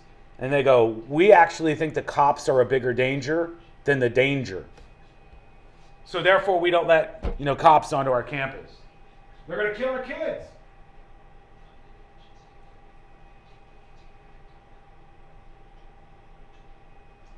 Cosmo Father says, I came in late to this situation. What are the cops responding to? The cops were responding to a call from the school, from the safety and security officer, apparently, of a bomb threat. Every time the cops go to the school, it's apparently the same thing. Like, they had a teacher who was assaulted, and they put them through this whole runaround where they wouldn't let them go check on the teacher. And they said, the student who assaulted the teacher has already been stopped and separated. So there's no rush here. We don't need to let you in to take a look at the teacher. And they're like, you don't get to determine that. You're not in charge of that. I've heard similar things at these immigration centers where the cops will show up because there's like calls of a rape or something, or like somebody being assaulted, or like some crime occurring. But the people who run the homeless shelter, or in this case, like the immigrant shelters, where they have some illegals, they don't want to let the cops in. So they won't, like the cops will be responding to a 911 call and they won't let them check on it because cops are bad guys, right? That's dumb.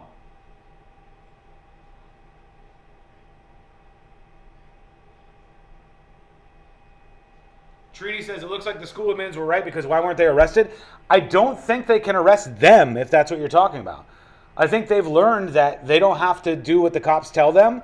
And so it's like a power battle between them and the cops. When all that is petty and the only thing that should matter is the school safe or the kids safe. That's the only thing that should matter. We're back in 2 minutes.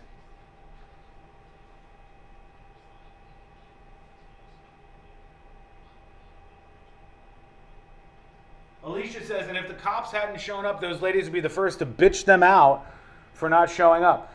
Probably, but are they going to keep showing up? Next call you get, next call you get, next call you get, you show up at the school and nothing happens. That's pretty damn annoying. All right, we're coming back in 1 minute.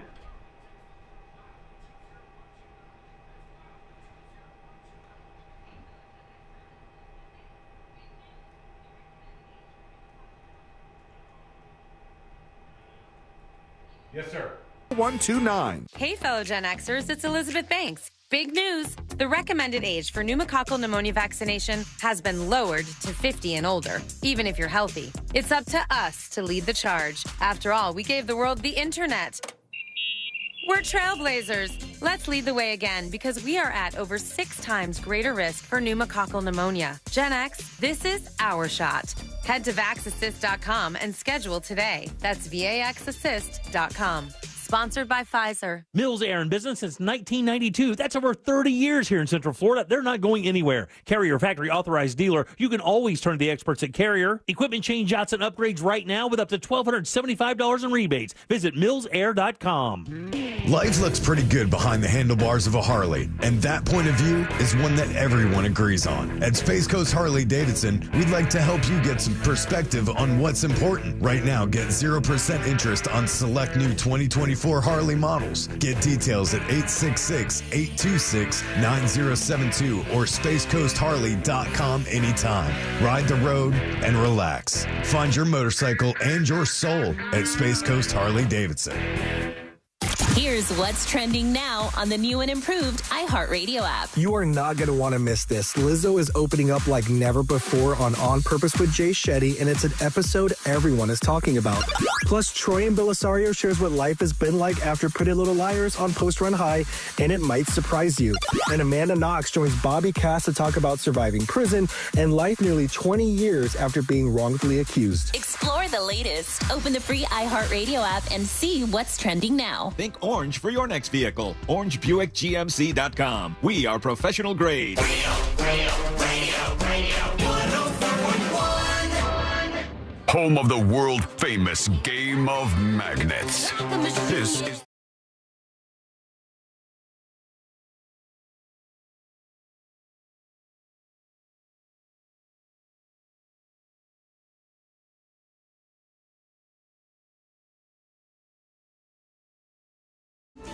Maybe you agree, maybe you disagree, maybe you want to talk about something totally different. All of that is fine and welcome. Tips, TIPS, at thenewsjunkie.com or send a dispatch on the website, thenewsjunkie.com.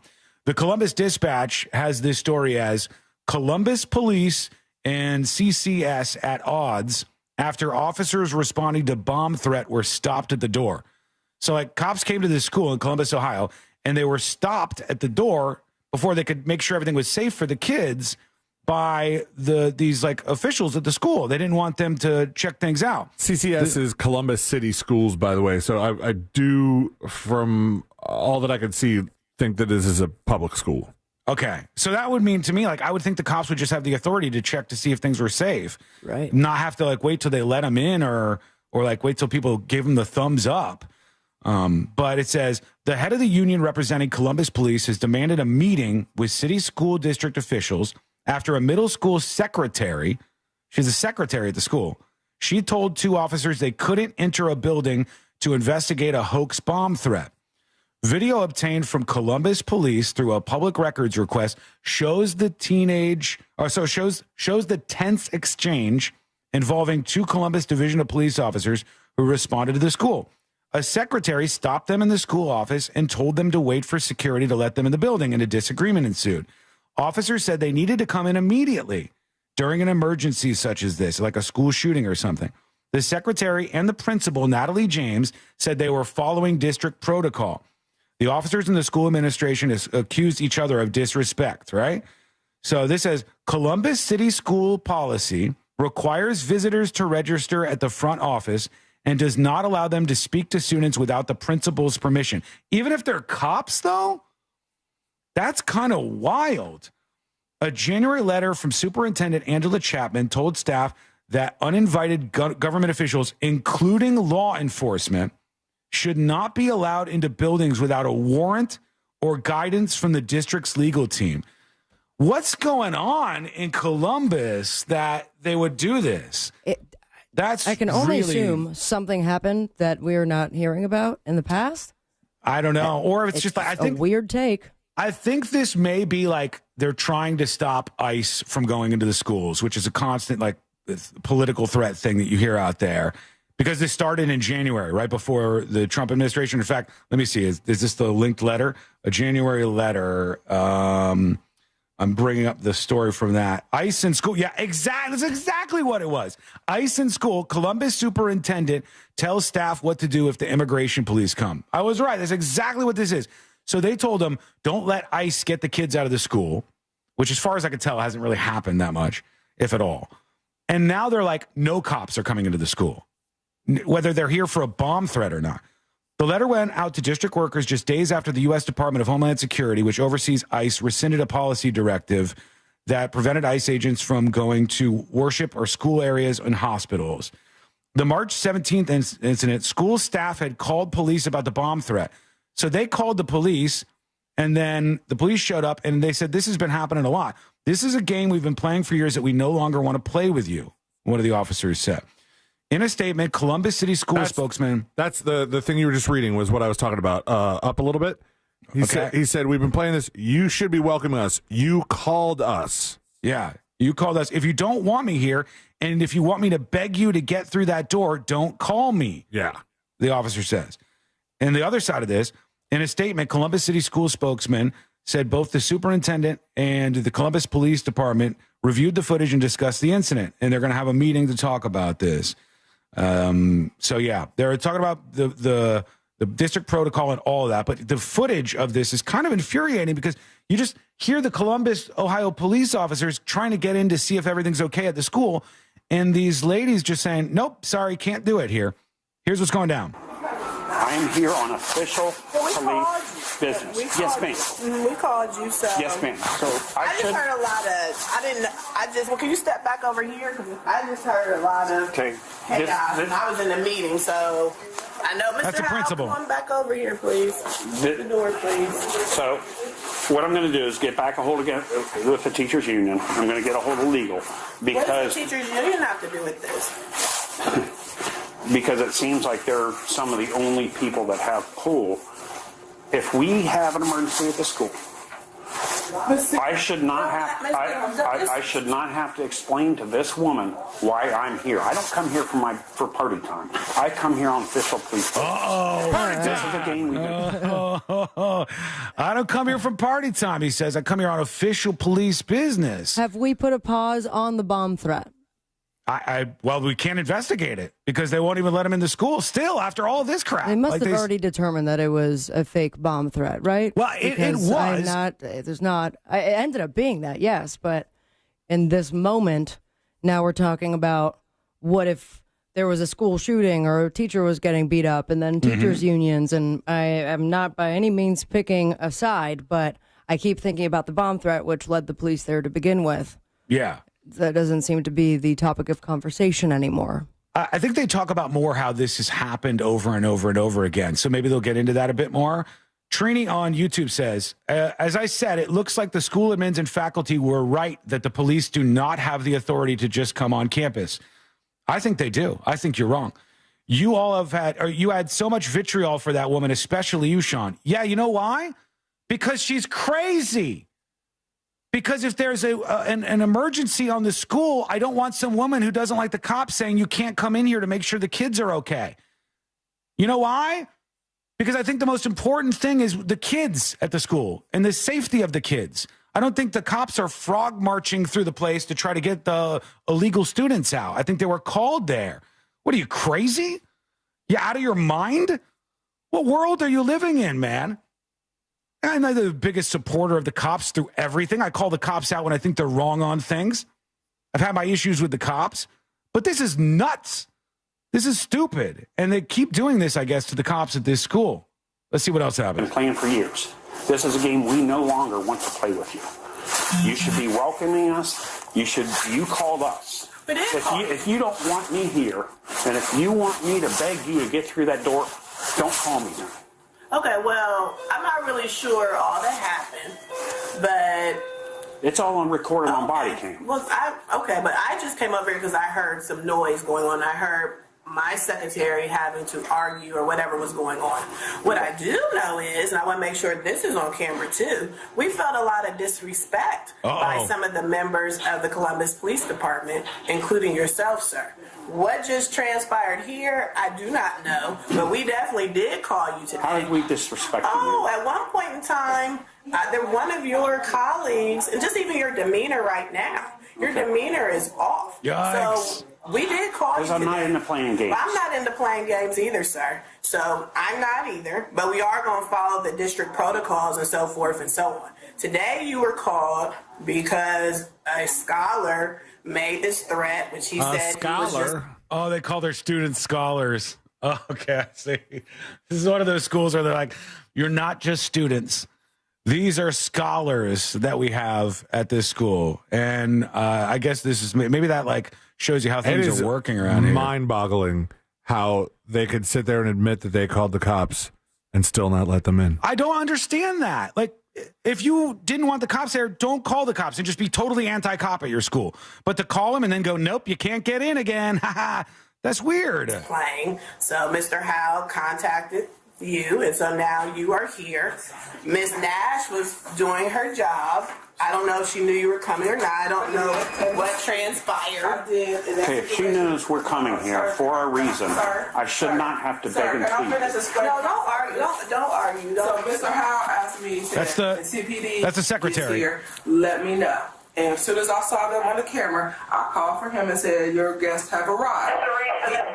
If there was a situation would have been warranted that it was immediate or whatever, I would have been told them I'm the first point of contact. But that wasn't the case. The case was, when they get here, let me know. And that's what I did. But then I get combative because, I need to go through, blah, blah, blah. He's a cop. Well, then the other caveat, too, that we've been told from our district is that the police can't just go all over the building and do whatever you want to do. That has been established.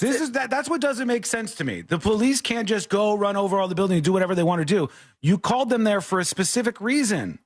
And so then they want to look into that reason. That does not seem crazy to me. That seems like an absolutely normal response to all of this. And then it's like you try to trap them.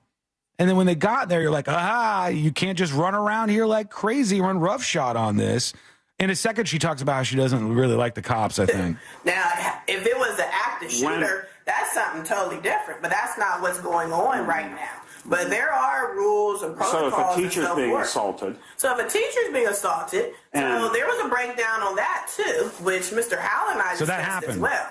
But the assault had already taken place. But nonetheless, the teachers called. So they were the ones who made the phone call, and then they had already given information over the phone as to the scholar.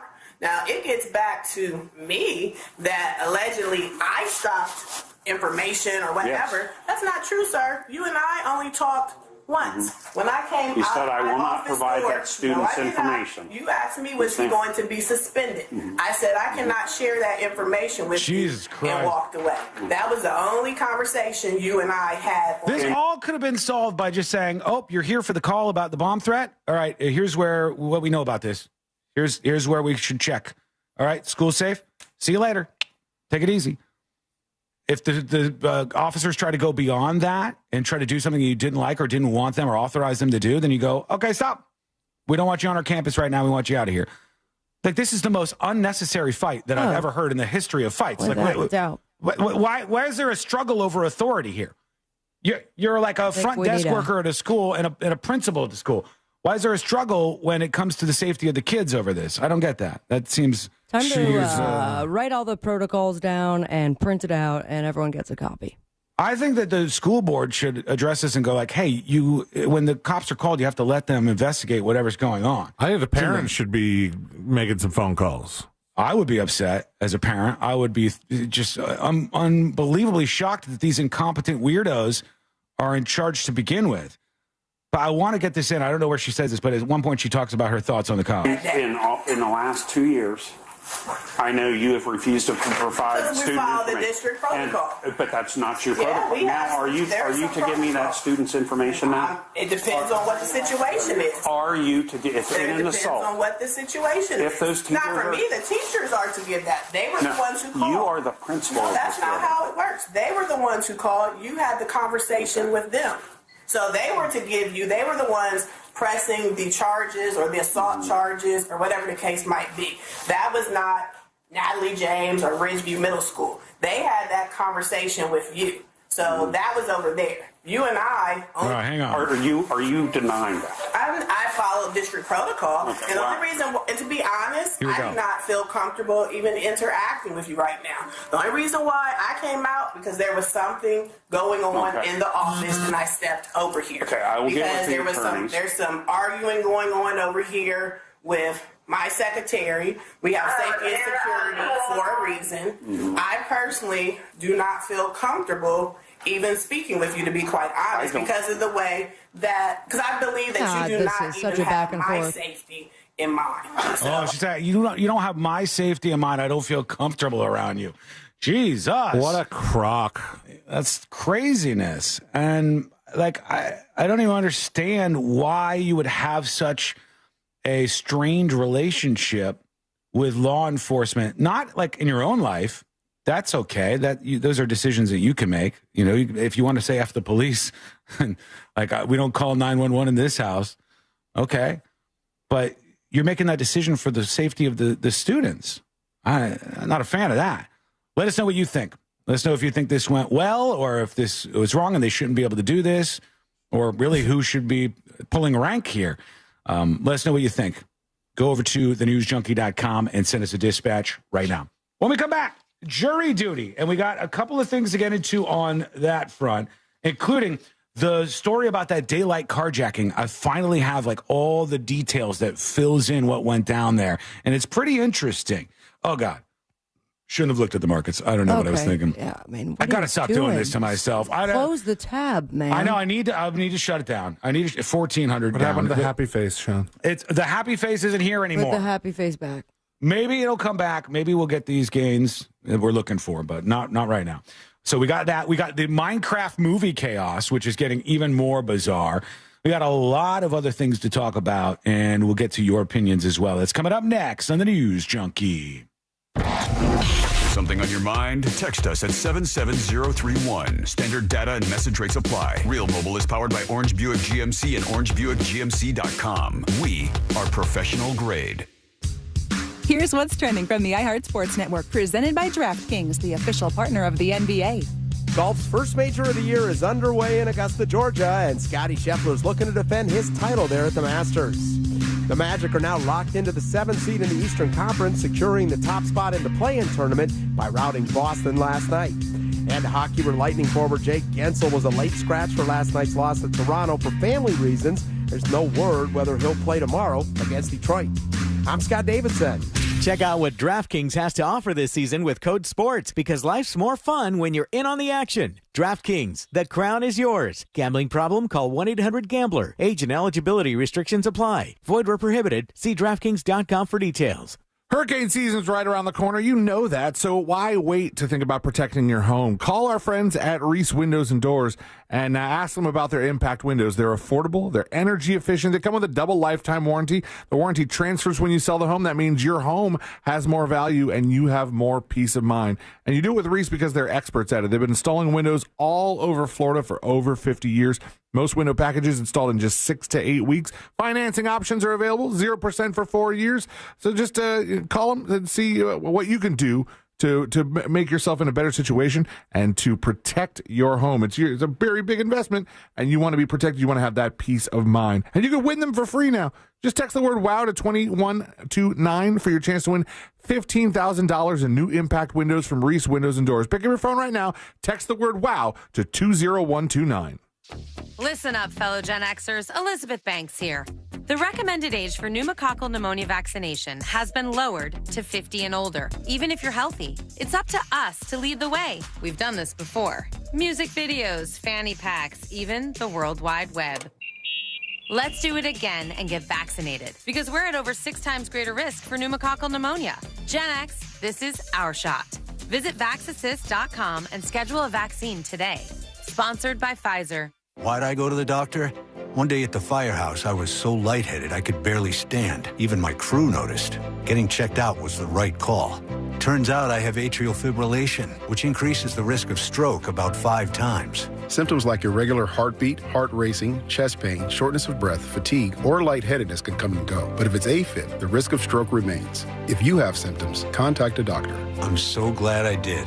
Visit NoTimeToWait.com. Sponsored by Bristol-Myers Squibb and Pfizer. Orlando's premier comedy club and restaurant is the Funny Bone, located at Point Orlando. This week, the Funny Bone welcomes Jess Hilarious, April 11th and 12th. Check our star-studded calendar and showtimes online at orlando.funnybone.com. Full kitchen and bar available, as well as parking discounts for all guests. Follow us on all social media platforms and get your tickets now at orlando.funnybone.com. We'll see you at the show. Hey, we all think about buying a house instead of renting a house, right? But do you realize that you're renting electricity every month? Yep, overpaying the power company and watching the prices rise year after year. This year alone, prices have jumped over 10%. Isn't it time you own your own power or solar source? And start with that pool heater solar. It is awesome. I'm thrilled to say Solar Source, you can do the pay-as-you-go plan where you can save each month starting at just $99. Solar Source isn't new to this game. They've been in business for nearly 40 years with the same phone number since 1984. Ask about the battery backup option to protect you during a storm season. It's Solar Source. Kevin, why is my auto insurance so expensive? I need to switch because my company raised my rates again. I hear you, Jay. I had the same problem, but then I called Acceptance. They saved me hundreds on my car insurance. Really? Yes, Acceptance was great. They did.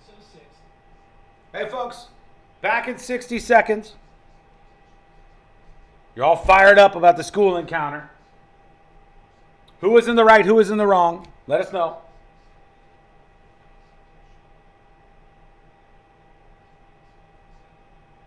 Susan said the woman is being condescending as hell. Yes. Principal-splaining. Being very, very condescending.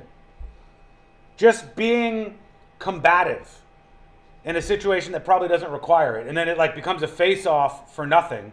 Then you go, what are the motivations? The motivations of the principal and the secretary were to kind of screw the cops or be mean to the cops or block the cops. The motivations from the police officer were to check in on a call they were called to for a bomb threat at the school. Weigh those out and see who wins.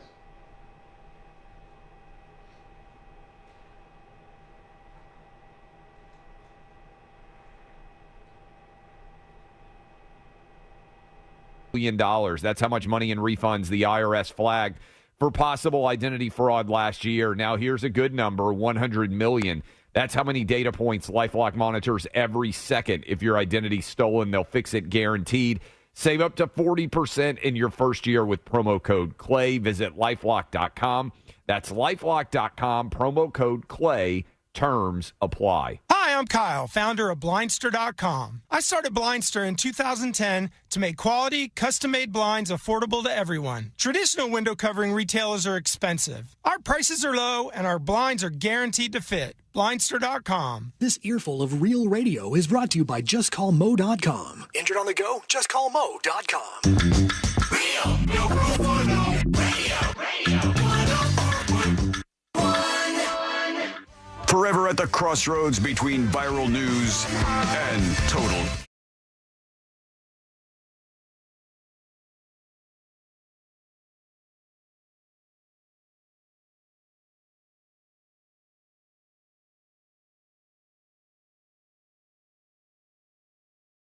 In just a moment, we'll drop the gavel on everything happening in courtrooms around the country, including some fireworks, some good stuff out there, a little bit of drama for you on the way. If you miss any of the show, get the podcast at thenewsjunkie.com.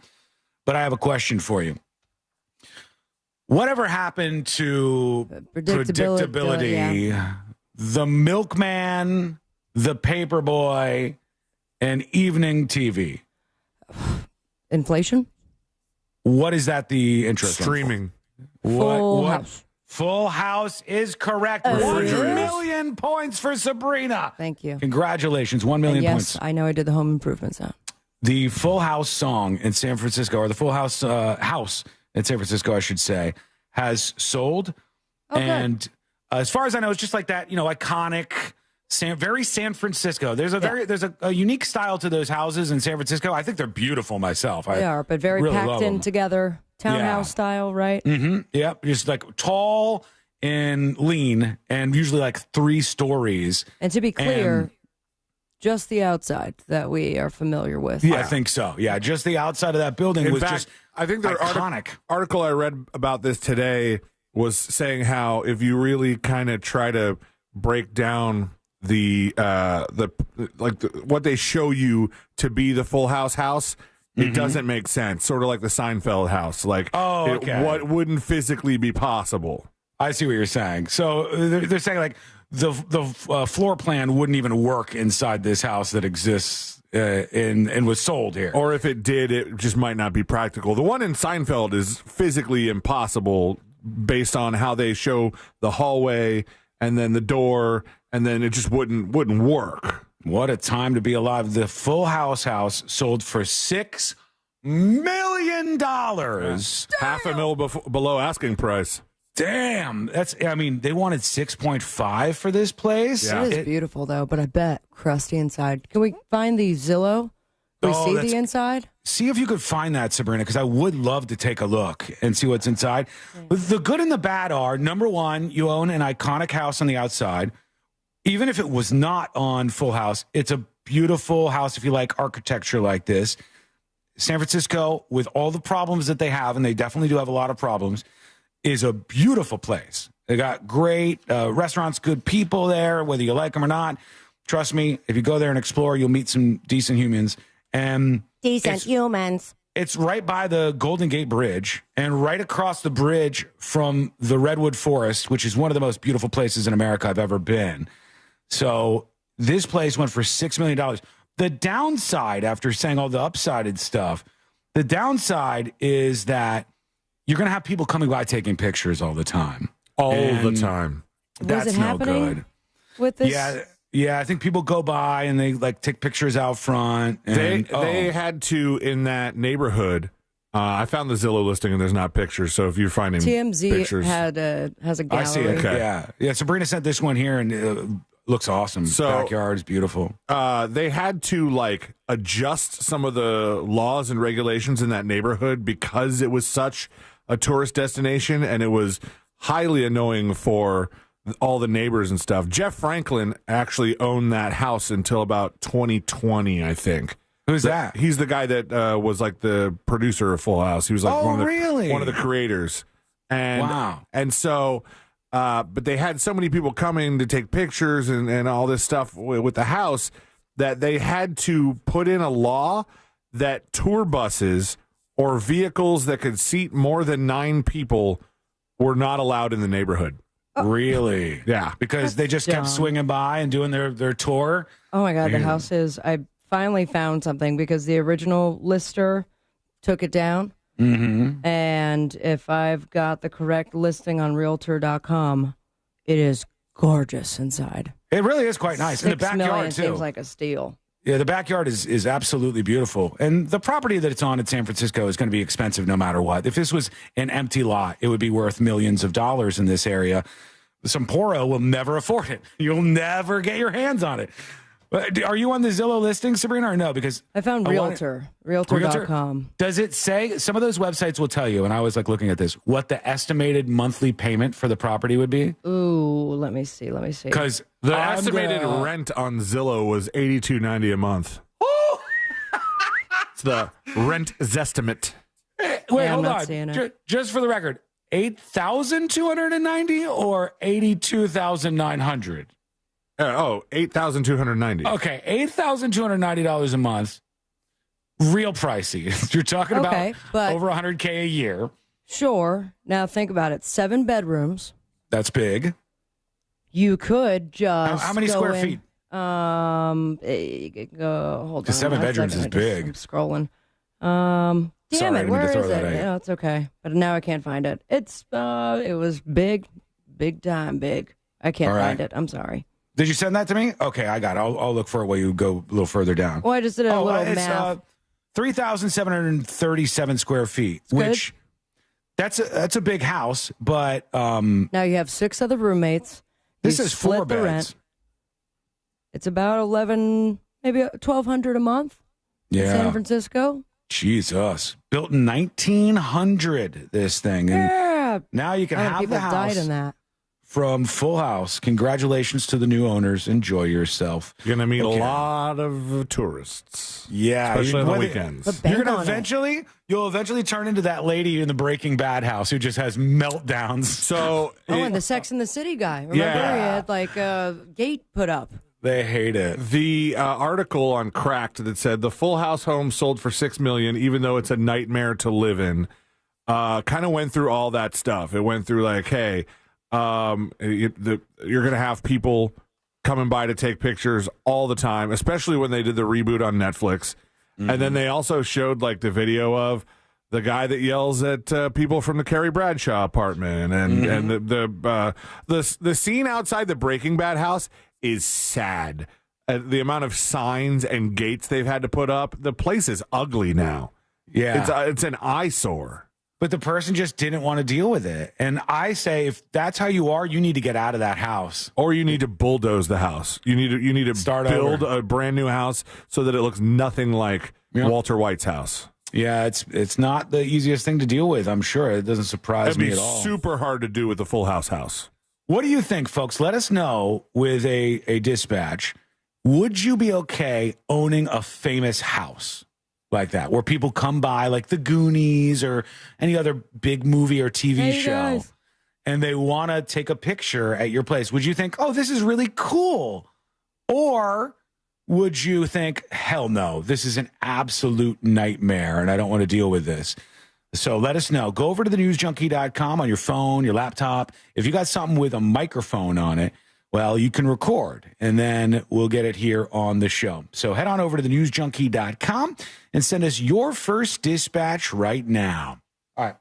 We got to get into jury duty, but I think maybe we should take a quick break, and then we'll come back with that daylight carjacking update, the final details coming in on that, an update on the stabbing at that track meet, and the potential sentences and some emails on that story as well as that continues to develop, and a bunch more. We got to cram into the final hour of the show. It's going to be a busy one. That is coming up next on the News Junkie. It's never been easier to listen to Real Radio 104.1 wherever you go. Make us your number one preset on our free iHeartRadio app. From the Clausman Law Traffic Center, car crash, call Clausman Law. ClausmanLaw.com. There's congestion at the Ramp Junction where Florida's Turnpike meets the beach line. Slowdowns on I-4 through that Champions Gate area. Emergency crews are working on that accident on Colonial Drive where it meets Florida's Turnpike. There's an accident on Florida's Turnpike heading northbound north of Oakland Exchange, slowing down traffic as well. If you see traffic troubles, call the Valvoline Instant Oil Change traffic tip line at 866-676-8477. From the Traffic Center, I'm James Birmingham. This report is sponsored by True Green. We're back in the miller's yard who now use True Green. Their lawn started looking like a golf course, and PGA Tour golfers made it their favorite stuff. Get a PGA Tour quality lawn for as little as $1 a day at TrueGreen.com. Exclusions apply. See TrueGreen.com for details. This is the story of the one who, as a maintenance specialist for a historic high-rise, knows that vintage charm historically needs constant attention. Which is why when it's time to upgrade turn-of-the-century mechanicals, they turn to Grainger. With easy access to 1 million-plus products and the scale to deliver when and where you need them. The right tools and supplies are never far away. So the one can keep that vintage building running like new. Call, click Grainger.com, or just stop by. Grainger, for the ones who get it done. Listen up, fellow Gen Xers. Elizabeth Banks here. The recommended age for pneumococcal pneumonia vaccination has been lowered to 50 and older, even if you're healthy. It's up to us to lead the way. We've done this before. Music videos, fanny packs, even the World Wide Web. Let's do it again and get vaccinated, because we're at over 6 times greater risk for pneumococcal pneumonia. Gen X, this is our shot. Visit VaxAssist.com and schedule a vaccine today.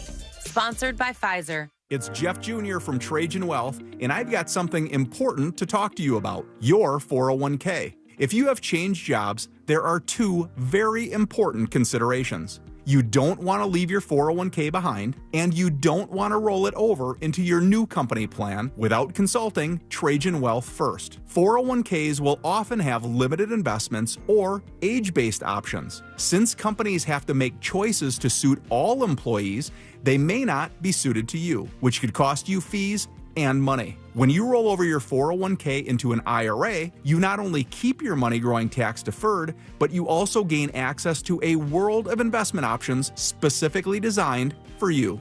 Trajan Wealth and our fiduciary advisors have helped thousands, and we can do the same for you. Call Trajan today, 407-213-0000. 407-213-0000. Advisory services offered through Trajan Wealth LLC, an SEC registered investment advisor. Joe Rossi from Greenway Kia here. Tariffs are hitting the auto industry hard, but we're ready. We loaded up on brand new Kias across all 3 locations. Right now, they're in stock and tariff-free, with interest rates as low as 0% for 72 months. Plus, take $3,000 off any new 2025 Kia Sportage. We want to see you in a Kia. Visit greenwaykias.com. Stock number SG292557. MSRP 30,840. Qualified applicants through KFA. 0 down. $13.88 per thousand borrowed for 72 months at 0% APR financing. Plus tax title license. $8.99 dealer. $249.50 dot fee. Expires 5/5/25. Hush, little baby, yes you can.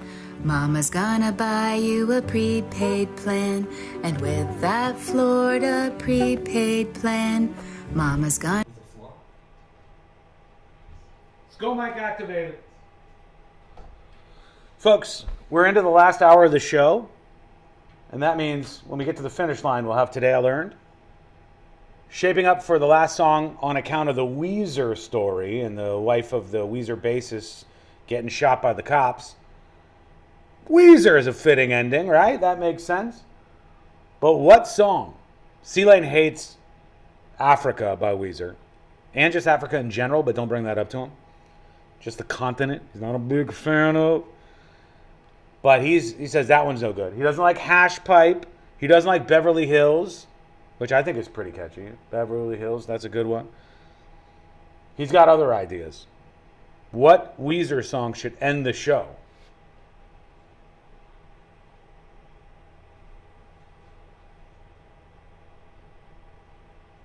Vicky says, Go Mike saves us from horrible commercials. Oh, the commercials are great. Mr. Predicto, should we never play another commercial again?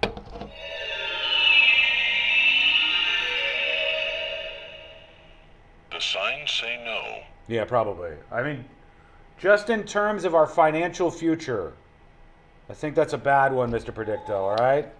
I think we're going to need those commercials.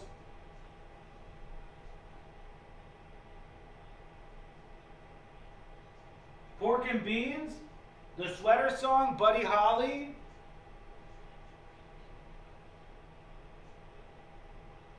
Say It Ain't So, Pink Triangle. I don't even know if I know Pink Triangle. Pink Triangle? I don't know. How's that go? Less than 2 minutes. Oh, El Scorcho. El Scorcho is a pretty good suggestion. I wonder if Sealand likes that one too. I think I remember that. Yeah, that's a good song.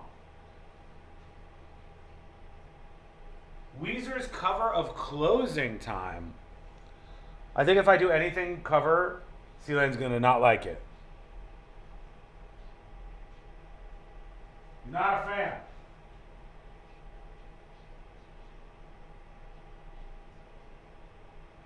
AD says, how about playing better commercials? AD, buddy, I mean, I fight the battles that I think I can win. You know what I mean? Like, I try to go above and beyond. Like, I know for a live stream, having 20 minutes plus of commercials an hour is never going to get us long-term growth for a live stream. People just won't put up with that. So the SCO mic is invented, and we chat like this during the breaks. A little hot mic action. But I can't control that, you know? That's just, I don't have any control over it. Okay, we're coming back. Coming back.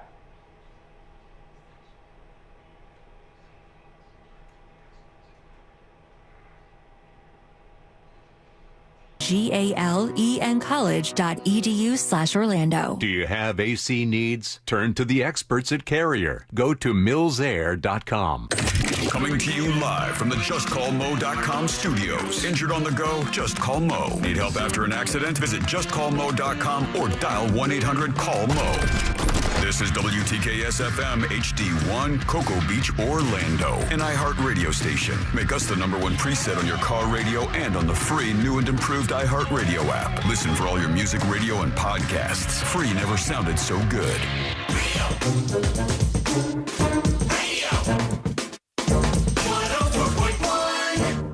Because you're never too old to learn something stupid.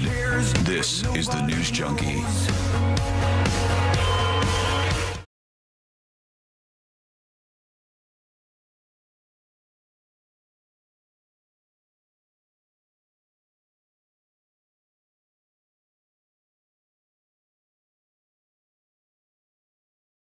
Very interesting stories we're going to give you an update on. That is coming up in just a moment here on the show. We'll also get to at least some of your emails. Those are always welcome. If you want to be anonymous, put that up on top if you don't mind. The tips at thenewsjunkie.com. All right, here we go. The time has arrived. Let's do jury duty. Court is now in session, so put your phone down and pay attention before we call the bailiff over to whip your ass. You're now on jury duty with the News Junkie. Technically, the time arrived and then left.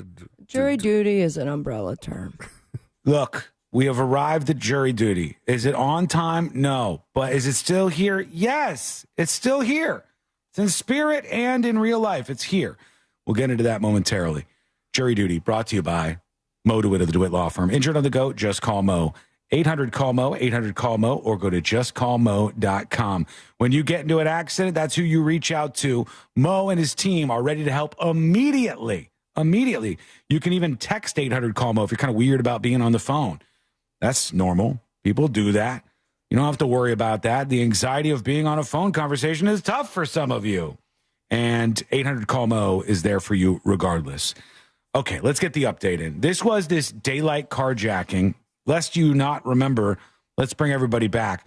There was a person driving this green car. And the weirdest thing about this story, you guys will remember this, Sabrina and Sealand, that green car was especially rare. Yes. And even though it's like a evidence piece? Oh. Yeah, because the car was like a Camry or whatever, just some like normal car that everybody has. But in that color, there was only a couple of them in the entire state of Florida. So when this woman got carjacked, it wasn't too hard for them to figure out exactly who this person was and who the car was. And the car is driving in broad daylight down the street in Seminole County, Florida, when some guy got out with a semi-automatic weapon and carjacked the person in the middle of the day. Terrifying moments caught on camera, leading to an all-out manhunt tonight. You need to do something now because I don't know what's going on.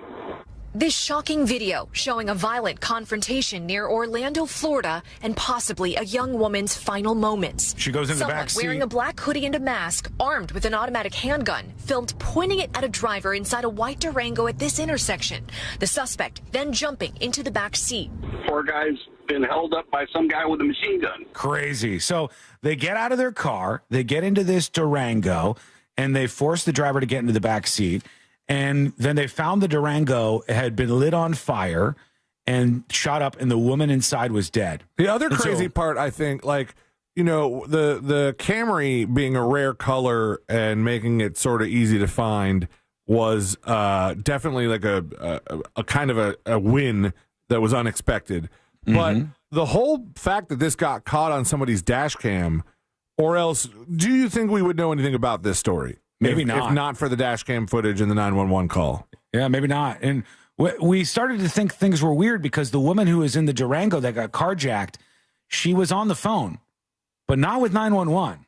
She had called her husband, and she was talking with him, and we're like, what is happening? Is this a cartel hit? What's going on? Very now strange.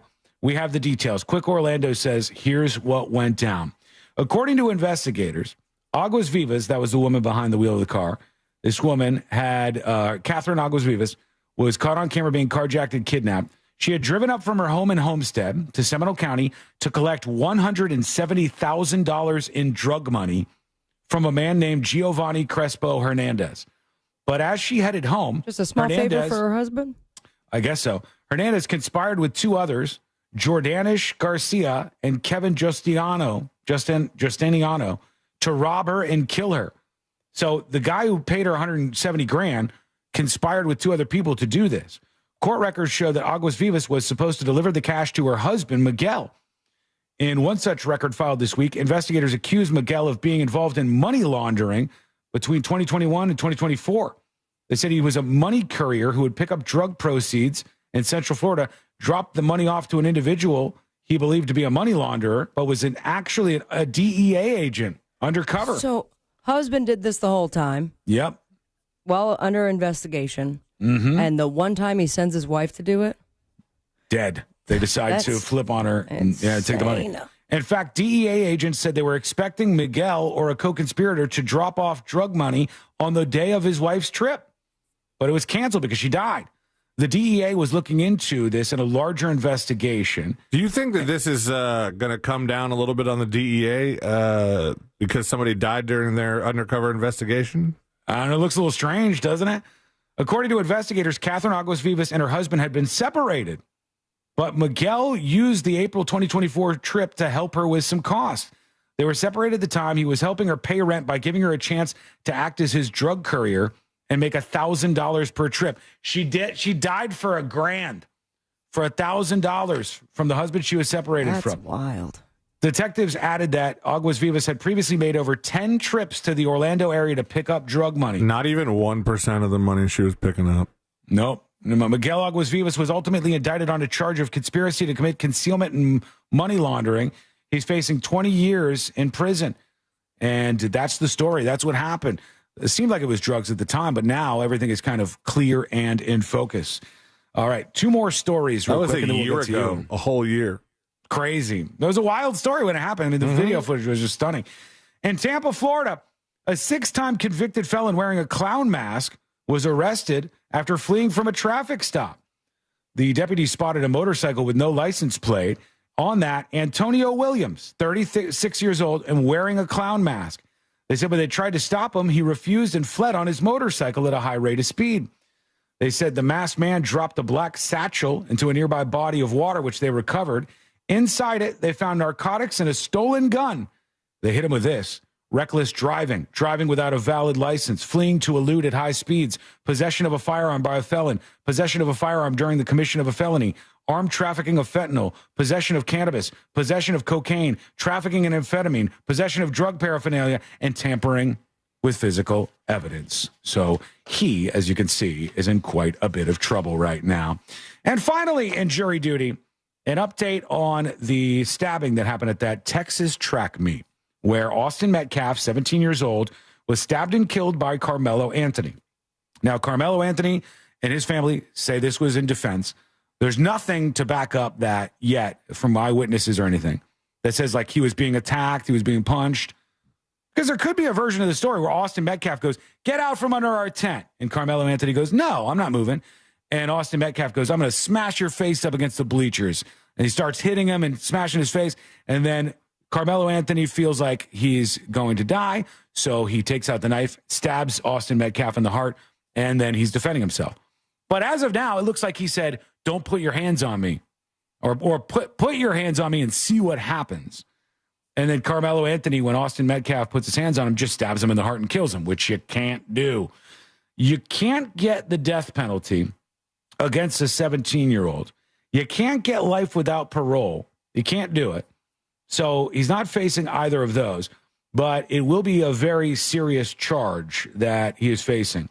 Now, we talked yesterday about the dueling GoFundMes, basically, that they both had with that weird website. Yeah, the Give, Send, Go for the stabber for Carmelo Anthony was over $300,000, and the GoFundMe for the victim who was killed, Austin, and his family, I guess, for whatever happens, like burying him and stuff, Austin Metcalf's family was, I think, over 450, C-Lane, we said? Yeah, between two GoFundMes. Two of them combined. All right, an email on this. Anonymous emails tips@thenewsjunkie.com. My 2 cents on this. They say this is definitely going to be a huge race thing. The people supporting, what's his name? Carmelo Anthony. Carmelo, excuse me. He spelled it wrong in here. Carmelo are screaming about Rosa Parks. Well, that was one person on TikTok, I think. Yeah. Like Metcalf told him to leave because he's black. There's no evidence of that. They were under their school's tent. He wasn't part of their team. That's like a kid going and sitting on the opposing team's bench at a football game. Anthony didn't go to any of the schools that were there for the track meet to begin with. It seems like he went looking for trouble. Weapons are not allowed on school property. I'm pretty sure even in Texas, you can't take a knife on school grounds. I would imagine. Yeah, I would imagine every school you can't take a knife. Anthony was looking for somebody to stab. Well, Anonymous, I agree. I don't think this does have to be about race, but I don't think there's any way you're going to avoid that when you have one black kid and one white kid and people willing to stir things up and use that in the process. It will probably be something that people talk about. And if they don't rush this trial, I imagine it's going to be by jury, then it's going to get even more tense. Yeah. You can already see it. Well, there's already charges, though. They can't really hit him for not charging him because they charged him. But the speculation will build. Everyone will become an attorney or a civil rights activist or whatever they so choose so they can get their TikTok video up. And I don't think it's going to end up well when we don't know exactly what happened. We have yet to hear from any witnesses, any sort of footage that I doubt that does not exist. I just fear what it's going to turn into. We have heard from at least one witness that described the incident. They didn't really answer all the questions, I don't think. They said that he was asked to leave, and Carmelo Anthony didn't want to leave.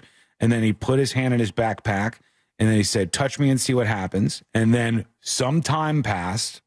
Don't know what happened there. And then Austin told him to leave again and maybe put his hands on him somehow. And then he got stabbed in the heart by this Carmelo Anthony. But this will be an interesting defense case. I don't know that they have a really good case just yet, but all the info might not be out yet. I did think it was disgusting.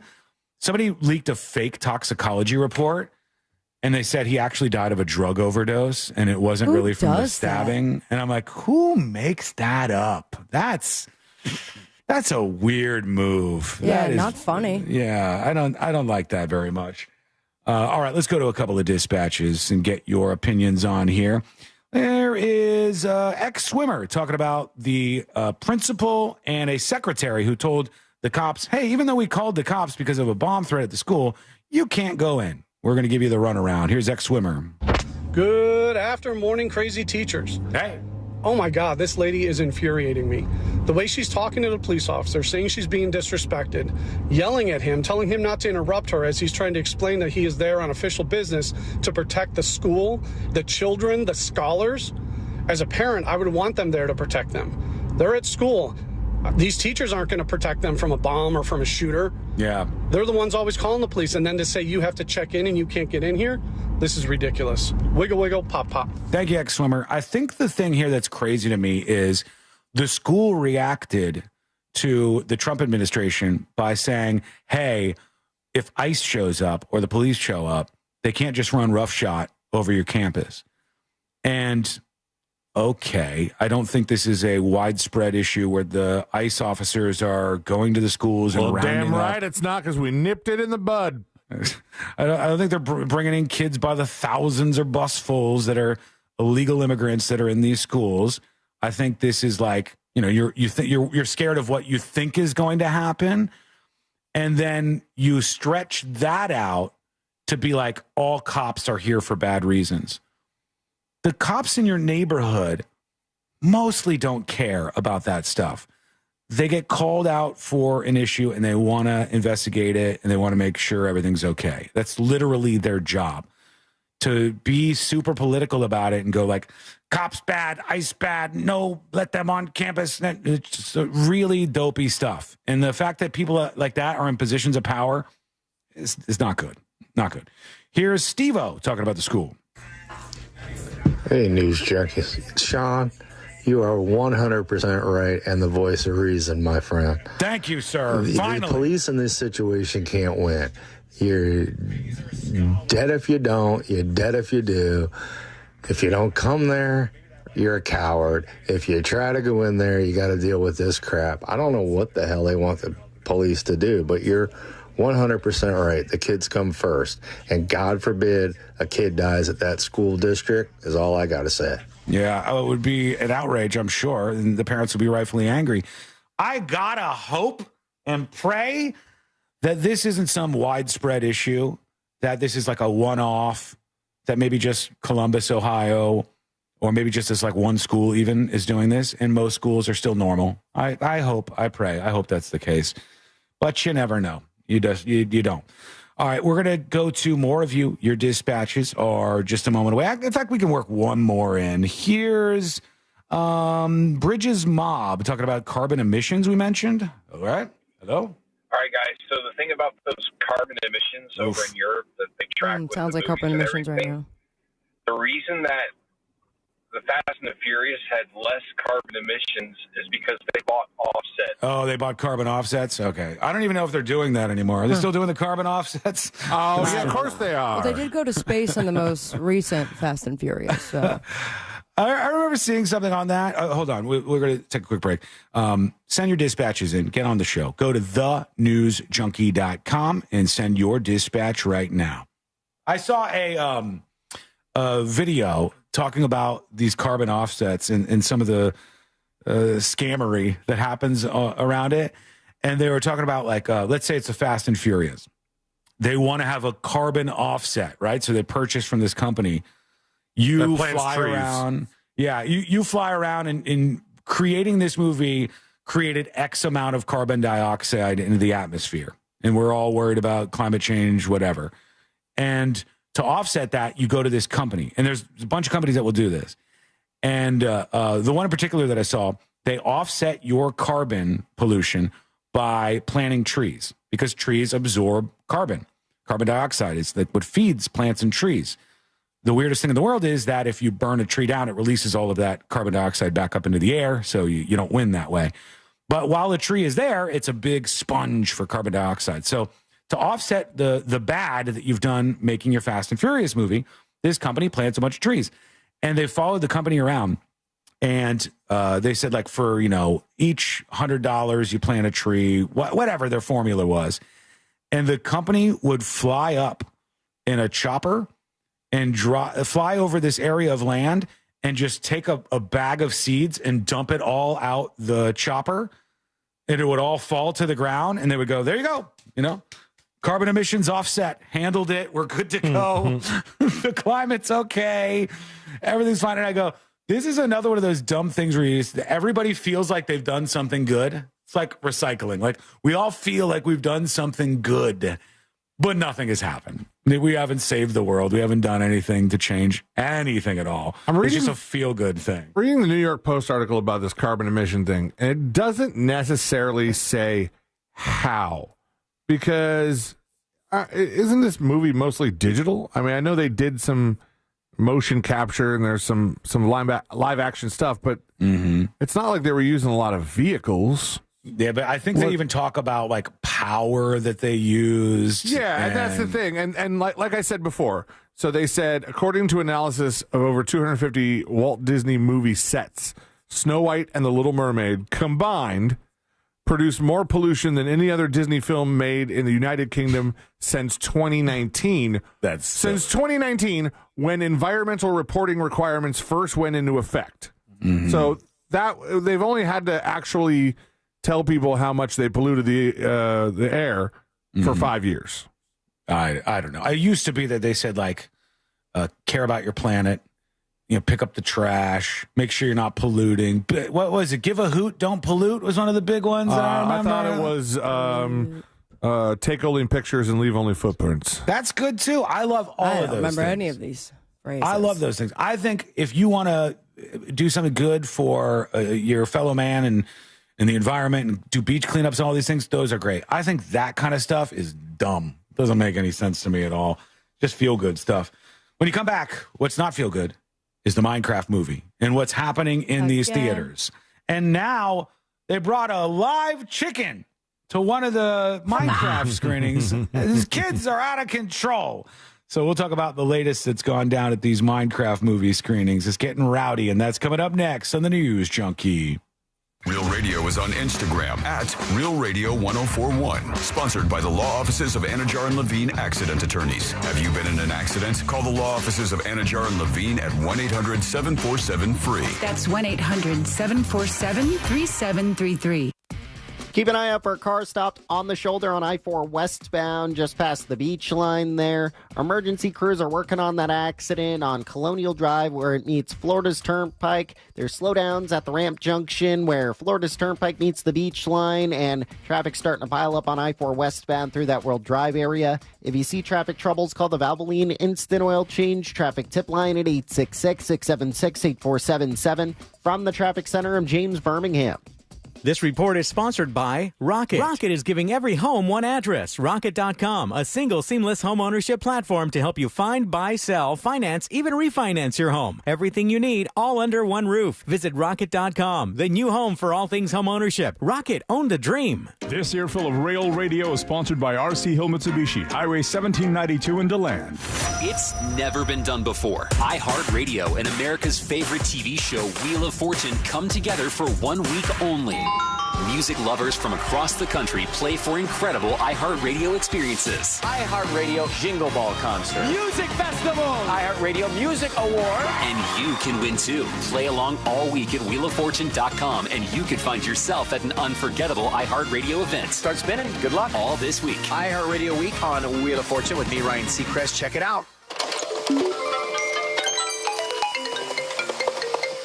Do you hear that? That's the sound of over 40 Greenway dealerships vying for your car when you trade it in at Greenway Kia. When dealerships compete, you win. We're offering as much as $10,000 over Kelley Blue Book for your trade. Curious what your trade's worth? Check it out now at greenwaykias.com. We want to see you in a Kia. From Greenway Kia, with 3 area locations to serve you. All factory rebate dealer, negative equity refinanced. So, you finally have some time to yourself. Even if it is just the car ride home, it's you time. And look at you. Do not disturb set before you even got in the car? Impressive. You've earned this moment to just chill and drive. This break is brought to you by Target Zero and the Florida Department of Transportation.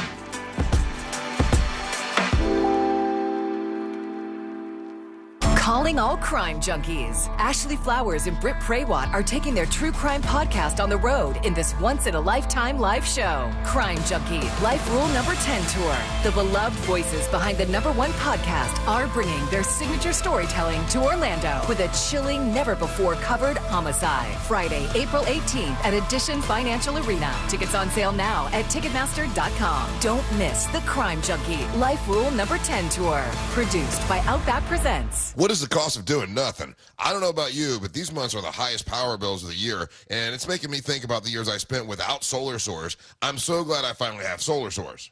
I started with the pool heated solar, and I love it. Thrilled that Solar Source now has a pay-as-you-go system where I can save each month starting at just $99. Want to add the battery backup system for your home? Our pay-as-you-go plan works the same. Start with a small battery that provides critical backup power for your lights and your refrigerator, and then it does all these small loads, and then you could stack them and add more energy as time goes on. It's Solar Source. At Florida Prepaid, we're here for all the grinders, the go-getters, the gifted, the talented, the unique, the spirited. We're here for the well-to-do, the just getting started, the budgeters, the big spenders, and everyone in between. Because we believe that every child deserves higher education, and our goal is to help families save for it by making it simpler and more affordable than ever before. So every child has the opportunity to shine. Plans start at just $29 a month. Open enrollment ends April 30th. Roger Caron was 16 when first convicted. Has spent 24 of those years in jail. 12 years in solitary. Broke out of jail more than any other prison in Canada. The Go Boy podcast is the gritty true crime story of daring prison escapes, risky bank robberies, and swift police arrests. And the man who fought his way out of some of the darkest places imaginable to go from an ex-con to a best-selling author almost overnight. Open your free iHeartRadio app, search Go Boy, and start listening today. Do you have AC needs? Turn to the experts at Carrier. Go to millsair.com.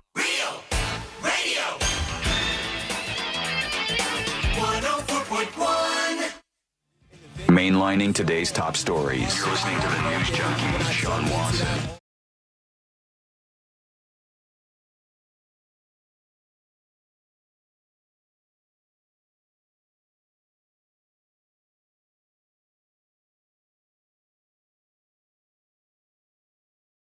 Look at us go. We're glad to have you around with the three best friends you never knew you had, going through the most viral stories of the day. And a lot to get to still on the show. But if you want to join us, send us an email. We'll work those in here in just a moment. Dispatches are welcome. You could send those over on thenewsjunkie.com. And we'll get into some of these here. Let's see. Tips at thenewsjunkie.com. Anonymous emails the show. Make sure you put that on top like this person did. Like the third anonymous today, I think. This one is talking to you and Sabrina. All right. At least off the jump. Anonymous says, C-Lane and Sabrina, buy GameStop now. Oh, God. Sean, do whatever you want. At the very least, buy GME, GameStop, I guess, for Junkie Cat. No doubt about it. Thumbs up, this says. Guaranteed winner there, I guess. I don't know. See how I'll see how it's doing. But when I checked Robinhood earlier, one of my stocks in my portfolio, I click on it and I get a pop-up message that says, "This is a volatile stock. Be careful." And I go, perfect. Did you want me to do that pop-up when I initially invested? Shouldn't they all say that right now? Shouldn't all of them have that warning? Because I'm looking at the market, and now it's pulled up from the lows. It was down like 1,800 points. It was down maybe even more than that at the low today. GameStop. GME? Is that what he said it was? GME. Yes. Let's see. All right, GameStop right here. Down 23 cents today. He's saying buy it, Sabrina and C-Lane. What's Sean, the do price? whatever you want. The price is $25 a share right now. That's fascinating. But where was it in the last month? Last month it was as high as $29. So about $4 under now. Could be a deal. Who the hell knows? I'm not a financial professional. Tips at thenewsjunkie.com. Ginger emails the show. Let's see if we can help. So I'm just over 50 years old. Well, you're young, Ginger. Thank you for emailing. It's probably my issue, but I'm having a problem seeing the things y'all talk about, like the middle school in Ohio. I don't see that on the Facebook page. Am I looking in the wrong area?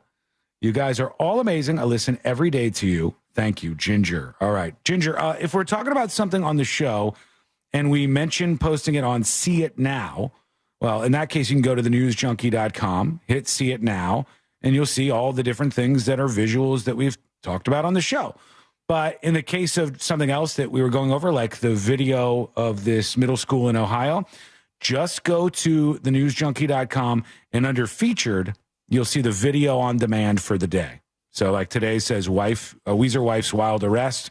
Yesterday says Elon Musk goes rogue. That's the full video for the day. And you just kind of go to that point. You'll be able to see whatever was going on. A lot of people watch that way. Maybe you will too, Ginger. You can even watch on your TV if you have YouTube. Search for The News Junkie. Let's go to Mike, who says, Sean, you dummy. All right. What do you got, Mike? Should that school just let everybody in that poses as cops? If the lady wasn't informed that the cops were coming, which we don't know, she was just doing her job, dummy. Your opinion don't make sense because you're talking about the kids' safety. That's what the secretary was looking out for. Mike, I hesitate to even respond because of the amount of dumb you have managed to put in so few sentences. But the idea that these are people posing as cops is really dumb. The idea that the lady wasn't informed that the cops were coming is really dumb because the lady admitted that she knew that the cops were coming. She knew the cops had been called. Everything else that you said in your email was really dumb. It's unfortunate that your vote counts the same amount as other people's votes. This is why people are anonymous. Thank you for the email regardless, Mike. Well, he said, Sean, you dummy. What am I supposed to do? Be nice to him? Sean, you dummy. I'm going to come back at him. He's the dummy. That's always a weird thing where people come with such confidence and such bad takes. The world is just full of them out there. I don't want to be negative. Let's go to this. Thank you so much for listening, dummy. Here's Rob. Rob says on the Stabber story, it seems like this will end up being over a girl. Okay. I'll stop there. Why? Does he explain? Yeah, he doesn't. He just said, it seems like this is going to end up being over a girl. Okay. Because you've decided Back in our day, we would just maybe have some exchange of words. Then again, I guess back in the day, they used to stab over a girl. And then the whole thing with yeah, but we have no information whatsoever to think that this was over a girl. In fact, all signs point to they didn't know each other. Yeah, they said they didn't know each other. Not impossible. It could be over a girl. Oh, no, he didn't say that. He said it seems like this will end up being over a girl. He's sure of it. Why was he there in the first place? Probably to see a girl. Why did the other guy want him to leave? He probably liked that girl too. That's my bet as for what will eventually come out. I don't know that there's any evidence to back that up at all, but thank you, sir. Let's go in a different direction. Minecraft, now baby. Neither of them gets the girl.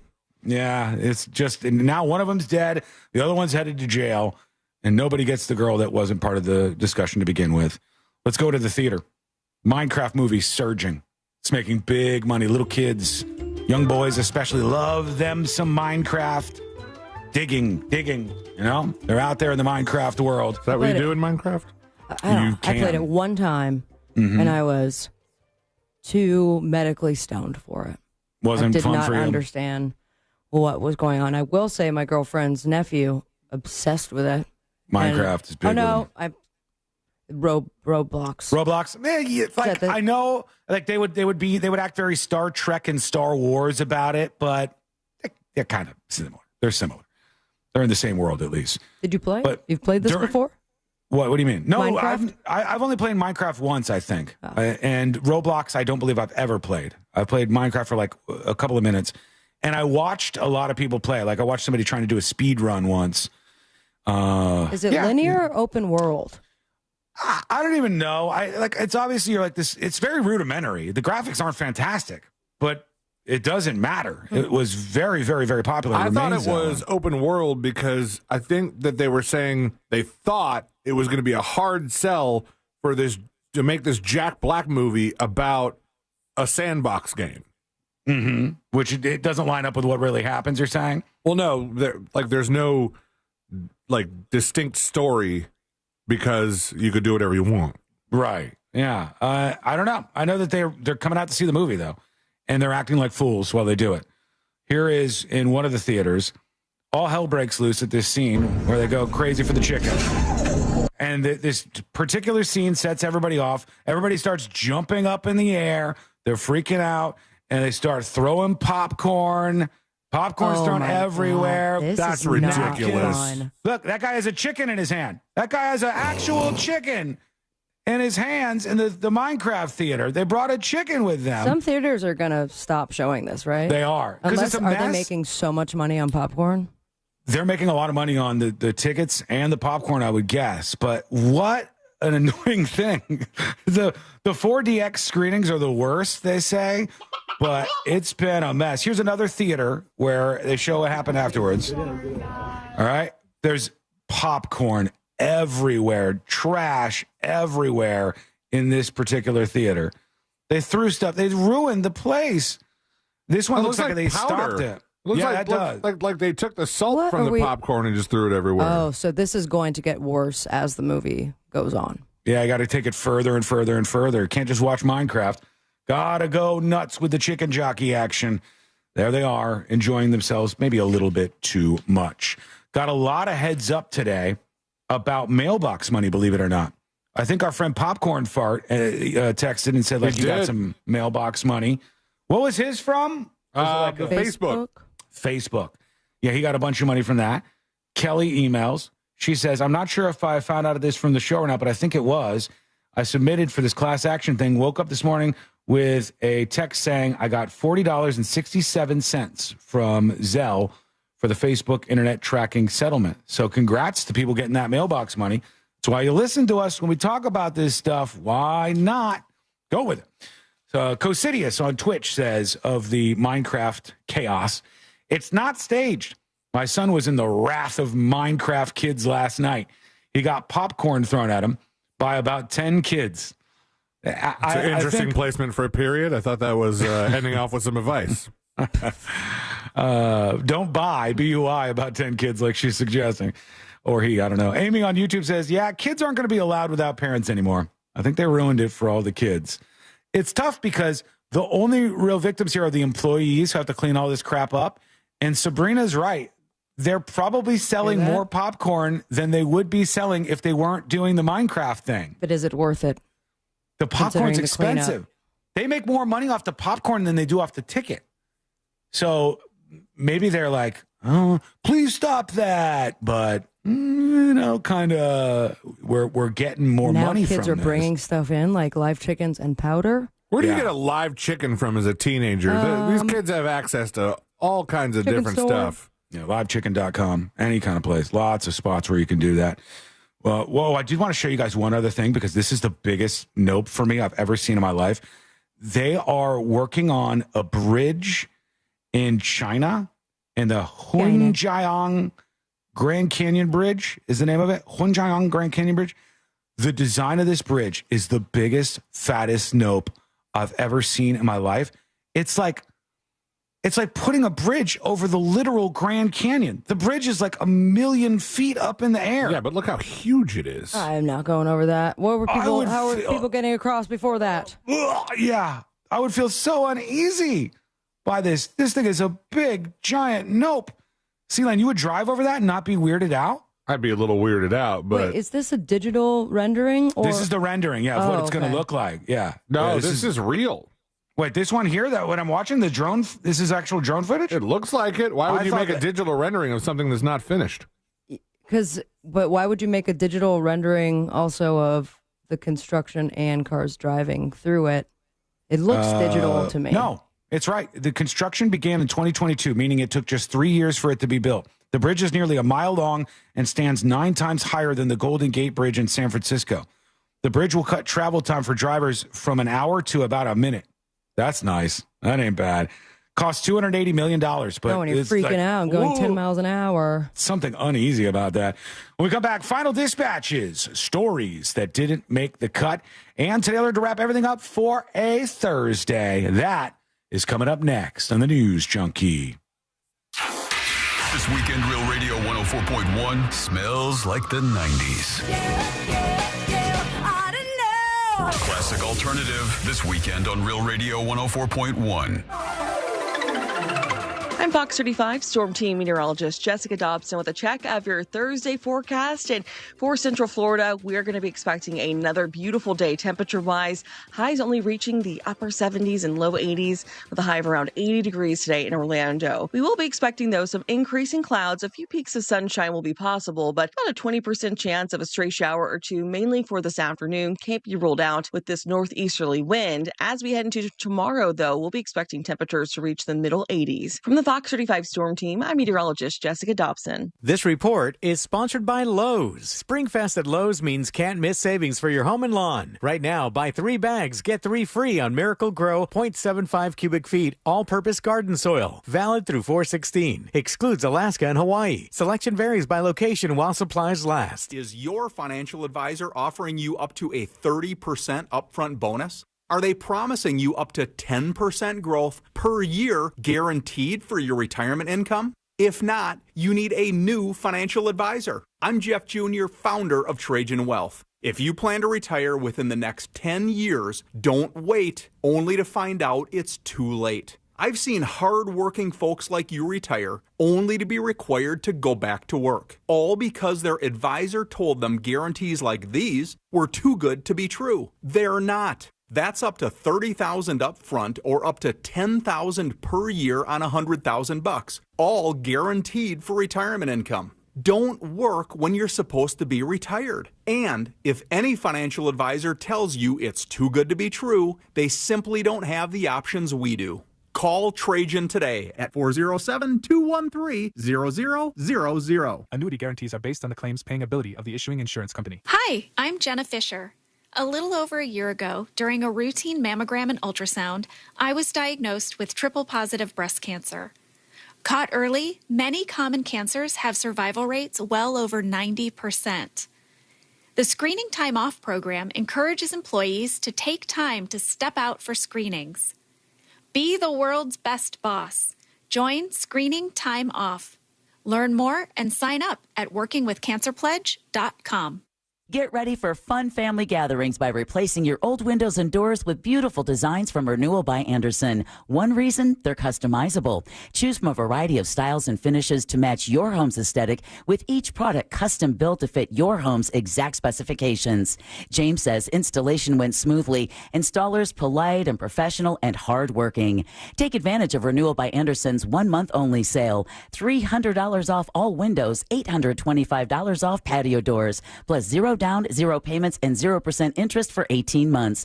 Bonus offer. First 50 callers get a free True Scene screen upgrade. Call Renewal by Andersen today for your free design consultation. It's simple. Dial pound 250 from your cell phone. That's pound 250. Say the keyword best windows and be connected in seconds. You'll have the option to receive a one-time auto dial text message from iHeartMedia, official partner of the Tampa Bay Buccaneers. License number CGC 1527613. They told us nothing but lies. These timeshare thieves out there are terrible. They bullied us. It was a nightmare. We felt stuck. Our timeshare is all a scam. They stole from us. They were thieves. I was completely taken advantage of. Hello, I'm Chuck McDowell, founder and CEO of Wesley Financial Group, and I know the tough spot you're in. Are you asking yourself, why did I buy that timeshare? I'll tell you why, because that presentation wasn't a normal sales pitch. It was a show to convince you that timeshare is a great investment. They told you it was available today and today only. They said you're foolish if you don't buy, and unfortunately, you believed them. We get over 3,000 complaints a week from folks just like you that were misled into buying a timeshare. Give us a call. I guarantee if we take you as a client, we will cancel your timeshare or you'll pay nothing. Call now for your free information kit. 800-981-4455. 800-981-4455. 800-981-4455.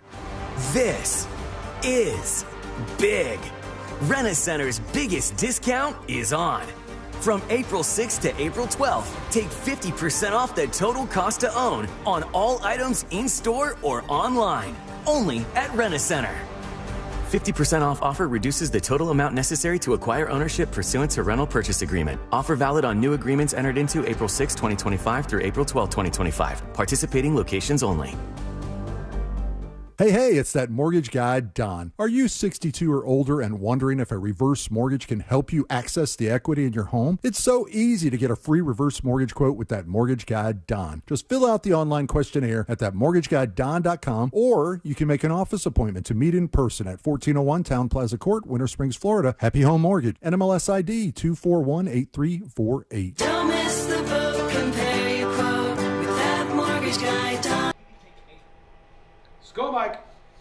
Big thanks once again to Space Coast Native for the 3 gifted subs. Thanks to Sam E. Scam a couple of days ago with the 2 gifted subs. That is very, very much appreciated. Love you. Appreciate that. You too can gift secret shows over on thenewsjunkie.com or watch tonight right around 7:30 on the Discord. Link on thenewsjunkie.com.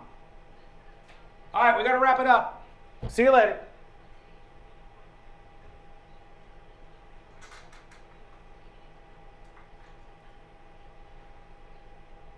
Banks here. The recommended age for pneumococcal pneumonia vaccination has been lowered to 50 and older, even if you're healthy. It's up to us to lead the way. We've done this before. Music videos, fanny packs, even the World Wide Web. Let's do it again and get vaccinated, because we're at over 6 times greater risk for pneumococcal pneumonia. Gen X, this is our shot. Visit vaxassist.com and schedule a vaccine today. Sponsored by Pfizer.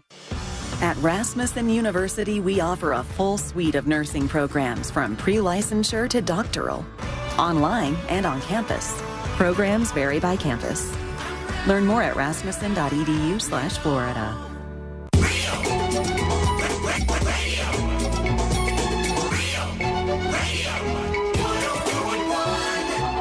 Broadcasting live from the world's most dysfunctional think tank.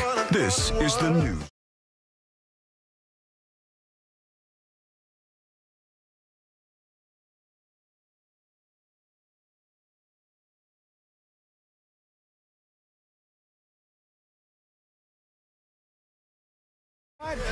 Today I learned to wrap everything up for a Thursday.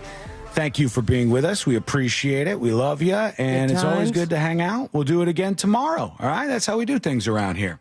I want to tell you on the way out a couple of things.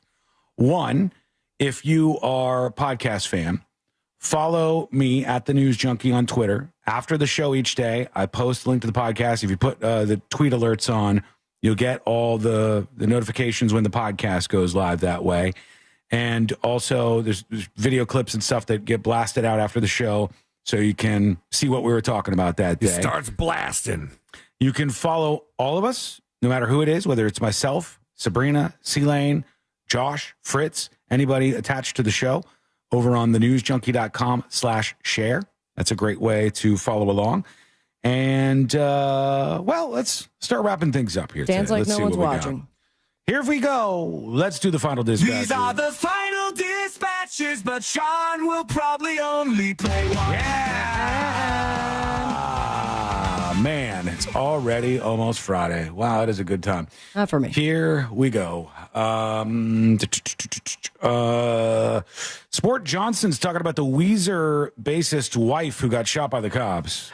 Beverly Hills. That's where the cops shot me.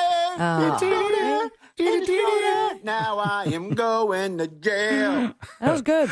It's not that bad. All right. Let's do this. Better than the last one. Here is Slightly Polite with a dispatch. It says, scenes right. Hey, news junkies. I'm just here to say I agree with Sean. No matter what he says, I don't even have to hear it. I just agree with him. He's right on everything. Well, I'll keep that handy. Wiggle, wiggle, pop, pop. When my pancake takes come flopping out, then I'll be like... Is that your boobs?